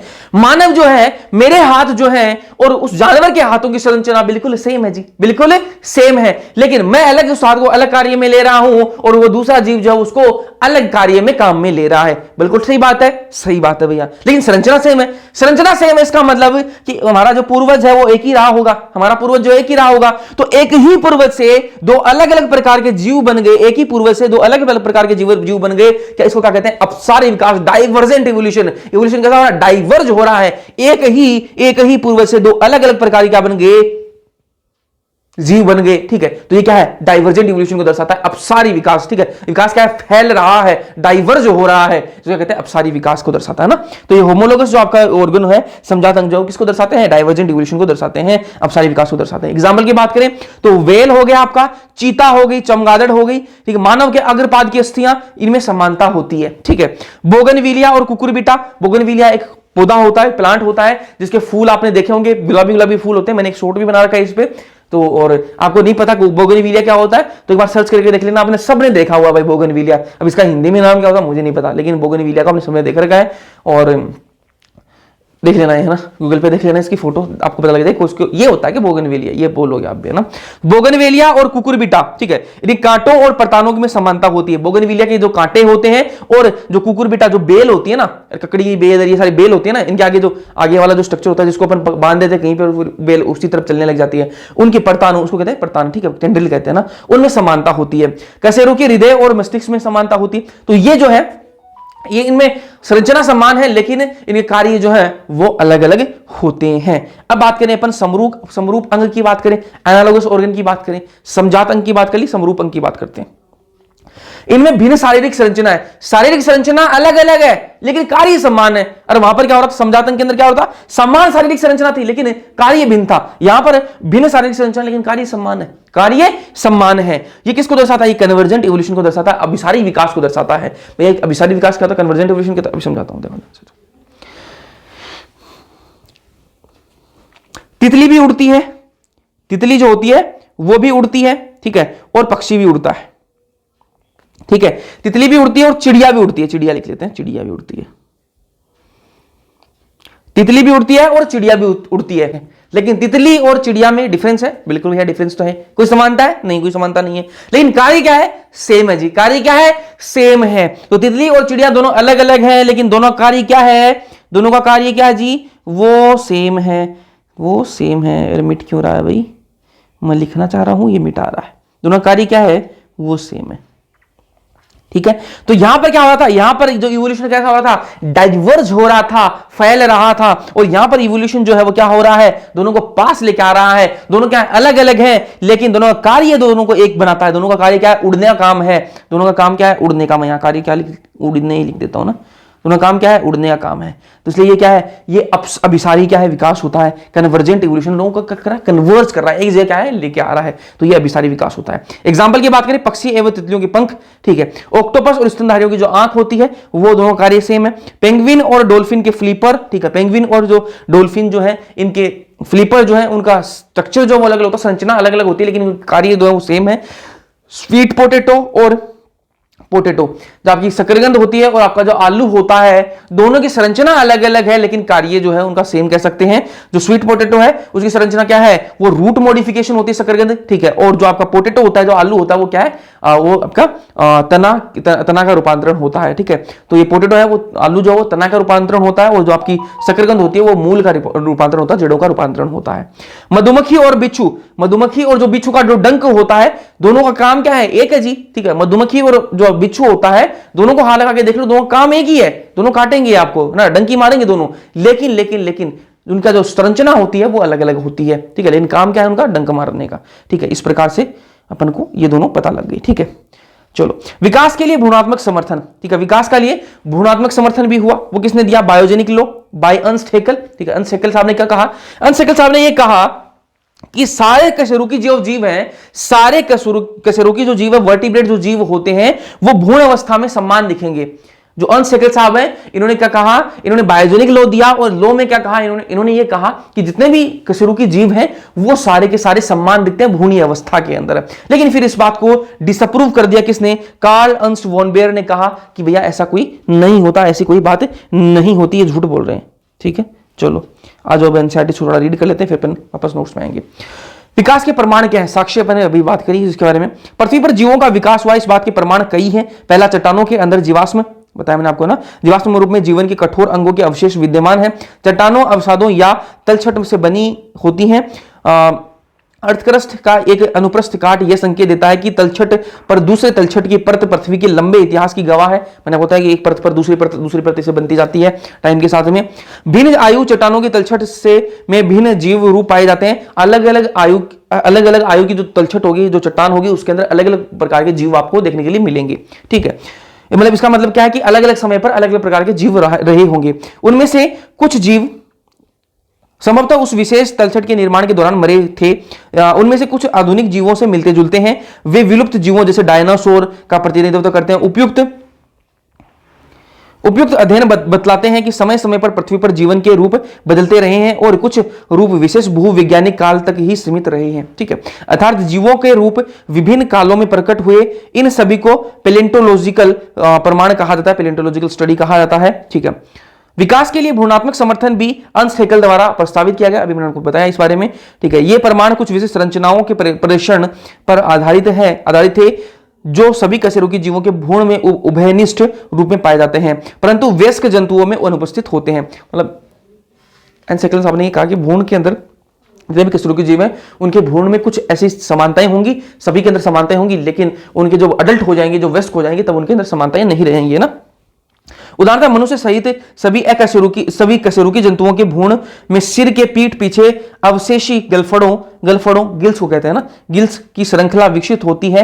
गलफड़े केवल मत्स्य में ही क्रियाशील होते हैं, लेकिन काम सिर्फ किसमें करते हैं? मछलियों में ही जो गलफड़े हैं वो काम करते हैं, गिल्स सिर्फ मछलियों में काम करते हैं, तथा किसी अन्य वयस्क कशेरुकी जंतुओं में अनुपस्थित होते हैं। परंतु यह प्रस्ताव कार्ल अर्न्स्ट द्वारा सावधानी पूर्वक किए गए गहन अध्ययन के आधार पर अस्वीकार कर दिया। मैंने आपको डिसअप्रूव कर दिया था कार्ल अर्न्स्ट फोन बेयर ने। ठीक है, उसने देखा कि भ्रूण कभी भी अन्य जंतुओं की वयस्क अवस्थाओं से नहीं गुजरता। अभी मैंने ये वाली बात बता दी। तुलनात्मक शरीर विज्ञान शारीरिक या आकृति विज्ञान आकारिकी आज के जीवों में तथा वर्षों पूर्व विद्यमान जीवों के बीच एक रूपता एवं विभिन्नता दर्शाता है। इस प्रकार की समानताओं और साझे पूर्वजों के साथ एक के रिश्ते के रूप में जाना जा सकता है। उदाहरण के लिए वेल, चमगादड़, चीता और मानव सभी स्तनधारी अग्रपाद की स्थितियों में समानता है। थोड़ी देर पहले हमने बताया था ये ना।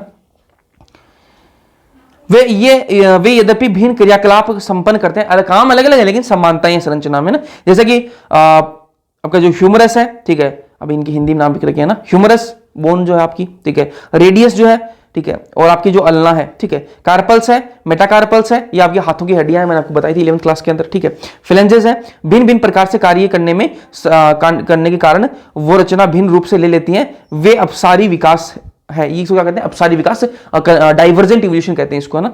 और ये संरचनाएं समजातीय होती हैं, समजात अंग है, बता दिया मैंने आपको ना, जिसमें समान पूर्वज परंपराएं होती हैं। इस घटना को समजातता कहते हैं, इसको होमोलॉजी कहा जाता है, समजातता इंग्लिश में होमोलॉजी कहते हैं। इसके अन्य उदाहरण कशेरुकी रिधियों एवं मस्तिष्कों की, ठीक है। इसी प्रकार पेड़ों में भी बोगनविलिया एवं कुकुरबिटा के कांटों और प्रतानों टेंड्रिल्स में भी समजातता का प्रदर्शन दिखता है। ये मैंने आपको बात अभी नोट्स में बताई थी, है ना, ये वाली बात मैंने यहाँ पर आपको एक्सप्लेन करी थी। ठीक है, तो मैंने नोट्स में बहुत आसान करके बताया, एनसीईआरटी में थोड़ी सी कॉम्प्लेक्स बातें कॉम्प्लेक्स तरीके से लिख रखी है, बातें वही है, बातें बस कॉम्प्लेक्स तरीके से लिख रखी है ना। तुल्य रूपता बिल्कुल विपरीत स्थिति को भी दिखाती है। पक्षी एवं तितलियों के पंख लगभग समान दिखते हैं, लेकिन इनमें पूर्वज परंपरा सामान्य नहीं होती, ठीक है, और न ही शरीर की रचना में समानता होती, भले ही वे समान क्रिया को संपन्न करते हैं। क्रिया समान है, उड़ने का काम आते हैं, लेकिन कोई पूर्वज में समानता या फिर कोई संरचना में समानता नहीं होती। इसके अलावा अनुरूपता या तुल्य रूपता का उदाहरण ऑक्टोपस, जो आपका अष्टभुज है, ऑक्टोपस स्तनधारियों की जो आंख होती है, ठीक है, आंख का है, या पेंगुइन और डॉल्फिन है, ठीक है, मछलियों के जो पक्ष है, फ्लिपर्स जिनको कहते हैं, उनमें अनुरूपता थोड़ी देर पहले मैंने आपको बता दी ये सारी बातें ना। कोई तर्क दे सकता है कि समान आवासीय विशेषताओं के कारण जीव के समूह ने समान अनुकूल विशेषताओं को चयनित किया है। आपको ये भी कह सकता है कि एक ही एरिया में ये लोग रह रहे हैं, इसलिए इनके कार्य समान हो जाते हैं, ये बात भी कोई कह सकता है, ठीक है, क्योंकि इनके कार्यकलाप समान थे, फिर भी एक उनकी अनुरूपता का आधार अभिसारी विकास है। अभिसारी विकास कन्वर्जेंट इवोल्यूशन, ठीक है, अपसारी डाइवर्जेंट इवोल्यूशन, ठीक है। ठीक इसी प्रकार समजातता भी अपसारी विकास पर आधारित है, ठीक है, वो अभिसारी और ये अपसारी। तुल्य रूपता के अन्य उदाहरण शकरकंदी, ठीक है, जो अब जड़ मूल रूपांतर है, मैंने आपको बताई दिया ना। आलू किसका है? तना रूपांतर है, ठीक है, ये मैंने आपको बता दिया। चलो अब अपन इसको नोट्स में आगे बढ़ाते हैं, नोट्स वाली बातों को। फिजियोलॉजी और बायोकेमिस्ट्री से साक्ष्य, ठीक है, तो फिजियोलॉजी और बायोकेमिस्ट्री साक्ष्य कैसे है कि प्रोटीन्स में समानता है, प्रोटीन और जीन, यहां पर एक चीज और लिख देते हैं, चलो, प्रोटीन्स और जीन में समानताएं, थोड़ा सही से लिखते हैं, प्रोटीन्स और जीन में समानताएं, ठीक है। तो ये जो बियोलॉजी और बायोकेमिस्ट्री के जो साक्ष्य हैं, ये क्या कहते हैं कि प्रोटीन और जीन में भी समानताएं होती है। जैसे ट्रिप्सिन एंजाइम जो है वो सारे के सारे अकशेरुकी और कशेरुकी जीवों में मिलता है, ठीक है। ट्रिप्सिन एंजाइम ऐसा एंजाइम है जो आपके सारे अकशेरुकी जीवों में और सारे कशेरुकी जीवों में आपको देखने के लिए मिलेगा, ठीक है। तो ये क्या है, एक समानता है कि भैया कहीं ना कहीं ये क्या है, किसी एक ही कि इनका पूर्वज एक ही रहा होगा। जो आज अपन अकशेरुकी और कशेरुकी जीवों में बांट देते हैं उनका पूर्वज एक ही रहा होगा, तभी तो सबके अंदर ट्रिप्सिन एंजाइम है। जैसे ही पेप्सिन एंजाइम जो है वो सभी कशेरुकी जीवों में मिलता है। जितने भी कशेरुकी जीव है सबके अंदर आपको पेप्सिन एंजाइम मिलेगा। इसका मतलब क्या हुआ कि पेप्सिन एंजाइम जो आपका कशेरुकी जीव है उनका पूर्वज एक ही रहा होगा, तभी इनके अंदर सबके अंदर पेप्सिन एंजाइम है, ठीक है। तो ये क्या है, साक्ष्य प्रूफ देता है, ठीक है। औद्योगिकरण, चलो इसको एनसीईआरटी से पढ़ लेते हैं फिर अपन वापस आएंगे। ठीक इसी बिंदु पर प्रोटीनों एवं जीनों की कार्य दक्षता की समानताएं विविध जीवों की निश्चित क्रियाशीलता एक सामान्य पूर्वज परंपरा को संकेत देती है। जैव रासायनिक समानताएं भी ठीक उसी साझी वाली पूर्वज परंपरा की ओर इशारा करती है जैसे विविध जीवों के बीच संरचनात्मक समानताओं में थी, ठीक है। तो ये भी किसको दर्शाती है, प्रोटीन और जीनों की समानताएं सेम है, इस वजह से ये भी किसको दर्शाती है कि इनका पूर्वज एक ही रहा होगा, ठीक है। चलो वापस आते हैं। औद्योगिकरण से पहले और औद्योगिकरण के बाद में, इसके बारे में कुछ बातें करते हैं अपन, ध्यान से देखना। औद्योगिकरण से पहले मतलब लगभग 1850 की बात है, ठीक है, सन 1850 की बात है। उस टाइम पे श्वेत पंख वाले जो स्लब थे, ठीक है, उनकी संख्या काले पंख वाले जो स्लब है उनसे अधिक थी। भैया ये कैसे, ये वाली बात क्या, ध्यान से देखना। मैं कह रहा हूं कि औद्योगिकरण से पहले का मतलब उस टाइम पे कोई इंडस्ट्री नहीं लगी थी, मतलब पोल्यूशन है नहीं था। तो पोल्यूशन नहीं था तो जो पेड़ थे, पेड़ों की जो छाल थी, ठीक है, उन छालों पर क्या था, स्लब रहते थे। तो जो आगे कुछ स्लब ऐसे थे जिनके पंख ऐसे थे, सफेद कलर के थे, और कुछ कैसे थे आपके ब्लैक थे, काले थे, ठीक है। तो हुआ क्या, उस टाइम पर कोई पोल्यूशन था नहीं, तो पेड़ों की जो छाल थी उनका रंग भी कैसा था, बढ़िया सवेती था, उनका रंग भी व्हाइट था, ठीक है। तो इनके जो आपके प्रीडेटर जो है, जो स्लब को खाने वाले जो जीव थे, स्लब को भी कोई जीव खाता होगा, बिल्कुल खाता होगा। तो वो जो जीव है वो क्या करते थे, शिकार करते थे, किसका, जो उनको दिख जाए उसका, ठीक है। तो सफेद रंग वाली जो स्लब है वो दिखती नहीं थी, क्यों, क्योंकि पेड़ों की जो छाल थी उसका रंग भी सफेद था, तो वो तो उसमें छुप जाती थी। लेकिन जो काले रंग वाली जो स्लब थी वो क्या है, उन शिकारियों को दिख जाती थी। शिकारी कौन, उनको खाने वाले जो जीव है उनको दिख जाती थी, तो वो उनको खा जाते थे। इस वजह से कहा कि औद्योगिकरण से पहले जो श्वेत पंख वाले जो स्लब थे उनकी संख्या ज्यादा थी, क्योंकि वो तो छुप जाते थे, किसके अंदर, दिखते ही नहीं थे, क्योंकि जो आपका छाल थी उसका रंग भी सफेद था और उनका रंग भी सफेद था। और काले पंख वाले जो स्लब थे वो अधिक उनसे अधिक थी, किसकी, श्वेत रंग वाले स्लब की। लेकिन फिर क्या हुआ, औद्योगिकरण हुआ 1920 के अंदर, ठीक है। तो औद्योगिकरण जब हुआ तो उद्योग बने और क्या, प्रदूषण होना स्टार्ट हुआ। और प्रदूषण जब होना स्टार्ट हुआ तो क्या हुआ, जो छाल जो थी, पेड़ों की जो छाल थी, अब उसका रंग कैसा हो गया, काला हो गया। किसकी वजह से, प्रदूषण की वजह से, ठीक है। पहले जो सफेद था अब वो काला हो गया। अब क्या कंडीशन उल्टी हो गई, अब उन छाल का रंग, पेड़ की जो छाल थी उसका रंग कैसा हो गया, काला हो गया। अब जो काले रंग वाली जो स्लब थी ना, वो तो उस छाल के अंदर छुप जाती थी, लेकिन जो सफेद वाली है वो काले के अंदर बढ़िया से दिखती थी। और जो खाने वाला आता था, उन स्लब को खाने वाला जो जीव आता था, जो उनका शिकारी आता था, वो आके उस सफेद वाले को खाने लग गया। इस वजह से काले रंग वाले की क्या हो गई, जनसंख्या अब बढ़ गई और सफेद वाले की कम हो गई। तो दोनों यहां पर कंडीशन एनसीईआरटी में दे रखी है, यहां से क्वेश्चन भी आते हैं, यहां से देखना। ये देख लो, यहाँ पर एनसीईआरटी में देखा है ना, फोटो देख लो। अब ये छाल के साथ रंग कैसा था, व्हाइटिश था, ठीक है। तो इसमें जो है ये तो छुप जाती थी और ये वाली बढ़िया से दिखती थी। अब डायग्राम के अकॉर्डिंग आपको ये छुपी हुई दिखाई देगी, ये बढ़िया से दिखाई देगी, लेकिन ये व्हाइटिश था, ये तो ये छुप जाती थी और ये दिखती थी, तो इनको खा जाते थे। तो इनकी जनसंख्या कम और इनकी जनसंख्या ज्यादा थी। लेकिन फिर क्या हुआ, औद्योगिकरण हुआ, छाल का रंग कैसा हो गया, काला हो गया। अब ये छुप जाती थी और ये बढ़िया से दिखती थी, तो ये इनको खा जाते थे, ठीक है। चलो, मनुष्य ने पादपों एवं पशुओं की कृषि, बागवानी, खेल तथा सुरक्षा के लिए चुना, और बहुत सारे मनुष्य ने पादपों और पशुओं की जो पादप हैं और पशुओं जो हैं उनकी कृषि के लिए चुना, ठीक है, बागवानी, ठीक है, और खेल में भी, ठीक है, और सुरक्षा के लिए भी चुना, ठीक है। जैसे कुत्तों के लिए रखते थे ना लोग, है ना। और बहुत सारे जंगली जानवरों को पालतू बनाया, ठीक है, जैसे कुत्तों को जंगली, ठीक है, लेकिन उसको घर में पालते, ठीक है। खेती, फसलें उगाई, ठीक है। और इन सघन प्रजनन कार्यक्रमों द्वारा नस्लें तैयार हुई, और इनसे क्या है, अलग अलग प्रकार की नस्ल बनाई, जैसे जर्मन शेफर्ड और क्या कहते हैं, पिटबुल, पता नहीं क्या कहते हैं, ठीक है। पिटबुल नहीं है इसका नाम, पिटबुल होता है, पता नहीं जो भी होता है, जो कि अन्य वंश प्रकारों से भिन्न थी, जैसे कुत्ता, ठीक है, लेकिन फिर भी वह उसी समूह से है, ठीक है, लेकिन है तो वो कुत्ता ही, ठीक है। अब भाई कुछ वो जर्मन शेफर्ड हो, कोई सा भी हो, लेकिन वो है तो कुत्ता ही, ठीक है। चलो,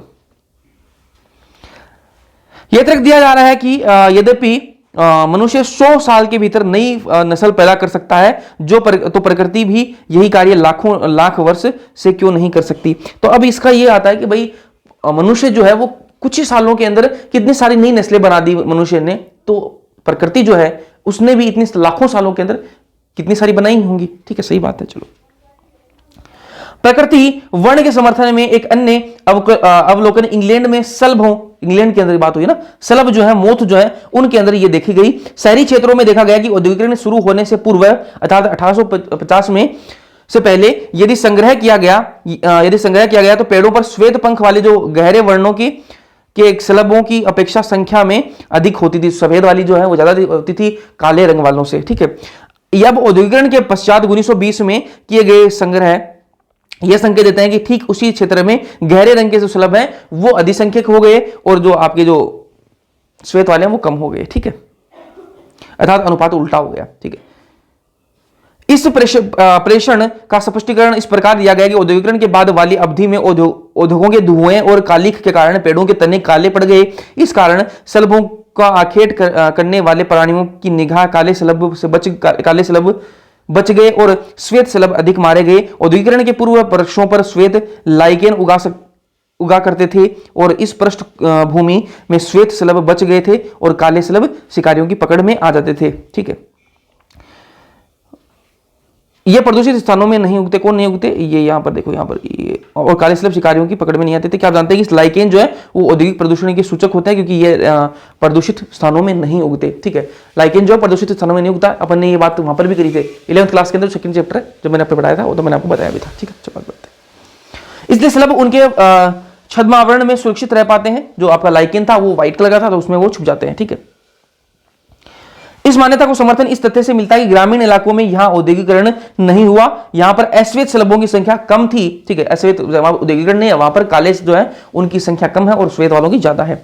मिश्र जीव संख्या में जो अनुकूलित हो गया वह बचा रहा और उसकी संख्या बढ़ती गई। याद रहे कि किसी भी जीव का पूर्ण विनाश नहीं होता, किसी भी जीव का पूर्ण विनाश नहीं होता। वैसा नहीं है कि भाई जो सफेद रंग वाले वही दिख रहे हैं तो उनको खत्म ही हो जाएंगे, नहीं, खत्म नहीं होते, ठीक है, खत्म नहीं होते वो, ठीक है। चलो, यहां पर एक बात और लिख लेते हैं, उसके बाद में आज का लेक्चर खत्म करेंगे। मनोद्भवी क्रियाओं द्वारा विकास, मनोद्भवी क्रियाओं द्वारा विकास की बात करते हैं तो शाकनाशो, ठीक है, अपन मतलब मानव द्वारा है ना, मनो नहीं मानव, ठीक है, मानव उद्भवी, ठीक है, मतलब मानव के कारण, जो मानव की जो क्रिया है उनके कारण जो विकास हुआ उसके बारे में बात करेंगे। शाकनाशकों एवं कीटनाशकों का अत्यधिक प्रयोग करेंगे। अगर अपन जो आपकी वीडीसाइड है, आपकी जो पेस्टिसाइड है, जो शाकनाशक है, जो आपके कीटनाशक है, इनकी अगर अपन ज्यादा से ज्यादा इनका प्रयोग करेंगे, अत्यधिक उनका उपयोग करेंगे तो होगा क्या, कुछ कीटनाशक ऐसे होंगे, कुछ कीटनाशक बोलो, कुछ कीट ऐसे होंगे जो क्या हो जाएंगे, विकास कर जाएंगे, इवोल्व हो जाएंगे और उन पर वो उस कीटनाशकों से क्या हो जाएंगे, प्रतिरोधी हो जाएंगे। वापस बोल रहा हूं, कुछ उल्टा पुल्टा हो गया, ठीक है, वापस बोलता हूं। अपन अगर शाकनाशकों और कीटनाशकों का अत्यधिक प्रयोग करेंगे ना तो कुछ कीट ऐसे हो जाएंगे, कुछ शाक ऐसे हो जाएंगे, जो क्या करेंगे, प्रतिरोधी हो जाएंगे। वो क्या हो जाएंगे, प्रतिरोधी हो जाएंगे अगर अपन अत्यधिक यूज करेंगे तो, ठीक है। तो वो प्रतिरोधी हो जाएगी, किस्मों का चयन हो जाएगा। मान लो ये क्या थे, कीट थे, ठीक है, और अपने क्या किया, शाकनाशकों का इस पर अत्यधिक प्रयोग किया, कीटनाशकों का प्रयोग करेंगे, कीटनाशकों का प्रयोग किया तो इनमें से कुछ कीट ऐसे हो जाएंगे जिनको अब कोई फर्क नहीं पड़ता, क्योंकि वो क्या हो चुके हैं, इवॉल्व हो चुके हैं, विकसित हो चुके हैं, उनको अब इन कीटनाशकों से कोई फर्क नहीं पड़ता। तो ये क्या होगी, एक नई वेराइटी बन जाती है, तो प्रतिरोधी किस्मों का चयन हो जाता है, ठीक है। इसको अपन एनसीईआरटी से कर लेते हैं, फिर अपन खत्म करते हैं, ठीक। इसी प्रकार शाकनाशकों एवं कीटनाशकों के अत्यधिक प्रयोग के परिणाम स्वरूप कम समयावधि में केवल प्रतिरोध किस्मों का चयन होगा, ठीक है, चयन हुआ। ठीक यही बात सूक्ष्म जीवों के प्रति भी सही साबित होती है, जिनके लिए हम प्रतिजैविक एंटीबायोटिक या अन्य दवाइयों को सुकेंद्रीय यूकैरियोटिक जीवों कोशिकाओं के प्रति इस्तेमाल करते हैं। बहुत जल्दी ही, यह शताब्दियों में नहीं तो महीनों में ही, वर्षों में ही, समयावधि में ही प्रतिरोध जीव जो है वो बन जाते हैं, ठीक है। यह एक मानव उद्भवी क्रिया द्वारा विकास का एक उदाहरण है, बता दिया मैंने आपको। इसके साथ ही हमें यह बताता है कि निश्चयवाद के अर्थ में विकास का प्रत्यक्ष प्रक्रिया नहीं है, यह एक परसंभाव्य प्रक्रम है जो प्रकृति के संयोग, अवसरधारी घटना और जीवों के संयोग जन्य उत्परिवर्तन म्यूटेशन पर आधारित है कि भैया जो विकास है वो एक प्रत्यक्ष प्रक्रिया नहीं है, ठीक है, ये क्या है, पर संभावित, ठीक है, एक संभावित घटना है, ठीक है, और प्रकृति के संयोग से, ठीक है, और बहुत सारी अवसरधारी घटनाएं और म्यूटेशन पर आधारित होती है। यहां पर अपने आज का लेक्चर खत्म करेंगे। इसके बाद में अपन ये वाला पार्ट जो है अपन कल के लेक्चर में करने वाले हैं, और यहां पर मैंने एक बीच में छोड़ा है, इसको भी अपन कल करेंगे ना। हाँ, ये वाला जो डार्विन वाली बातें हैं अपन कल करेंगे, है ना। तो आज का लेक्चर आपको समझ में आया या नहीं आया, कमेंट सेक्शन में कमेंट करके जरूर बताना। वीडियो पसंद आया लाइक कर देना, अपने दोस्तों के साथ में शेयर कर देना। बाकी मिलते हैं अगले लेक्चर्स के अंदर, तब तक के लिए पढ़ते रहो।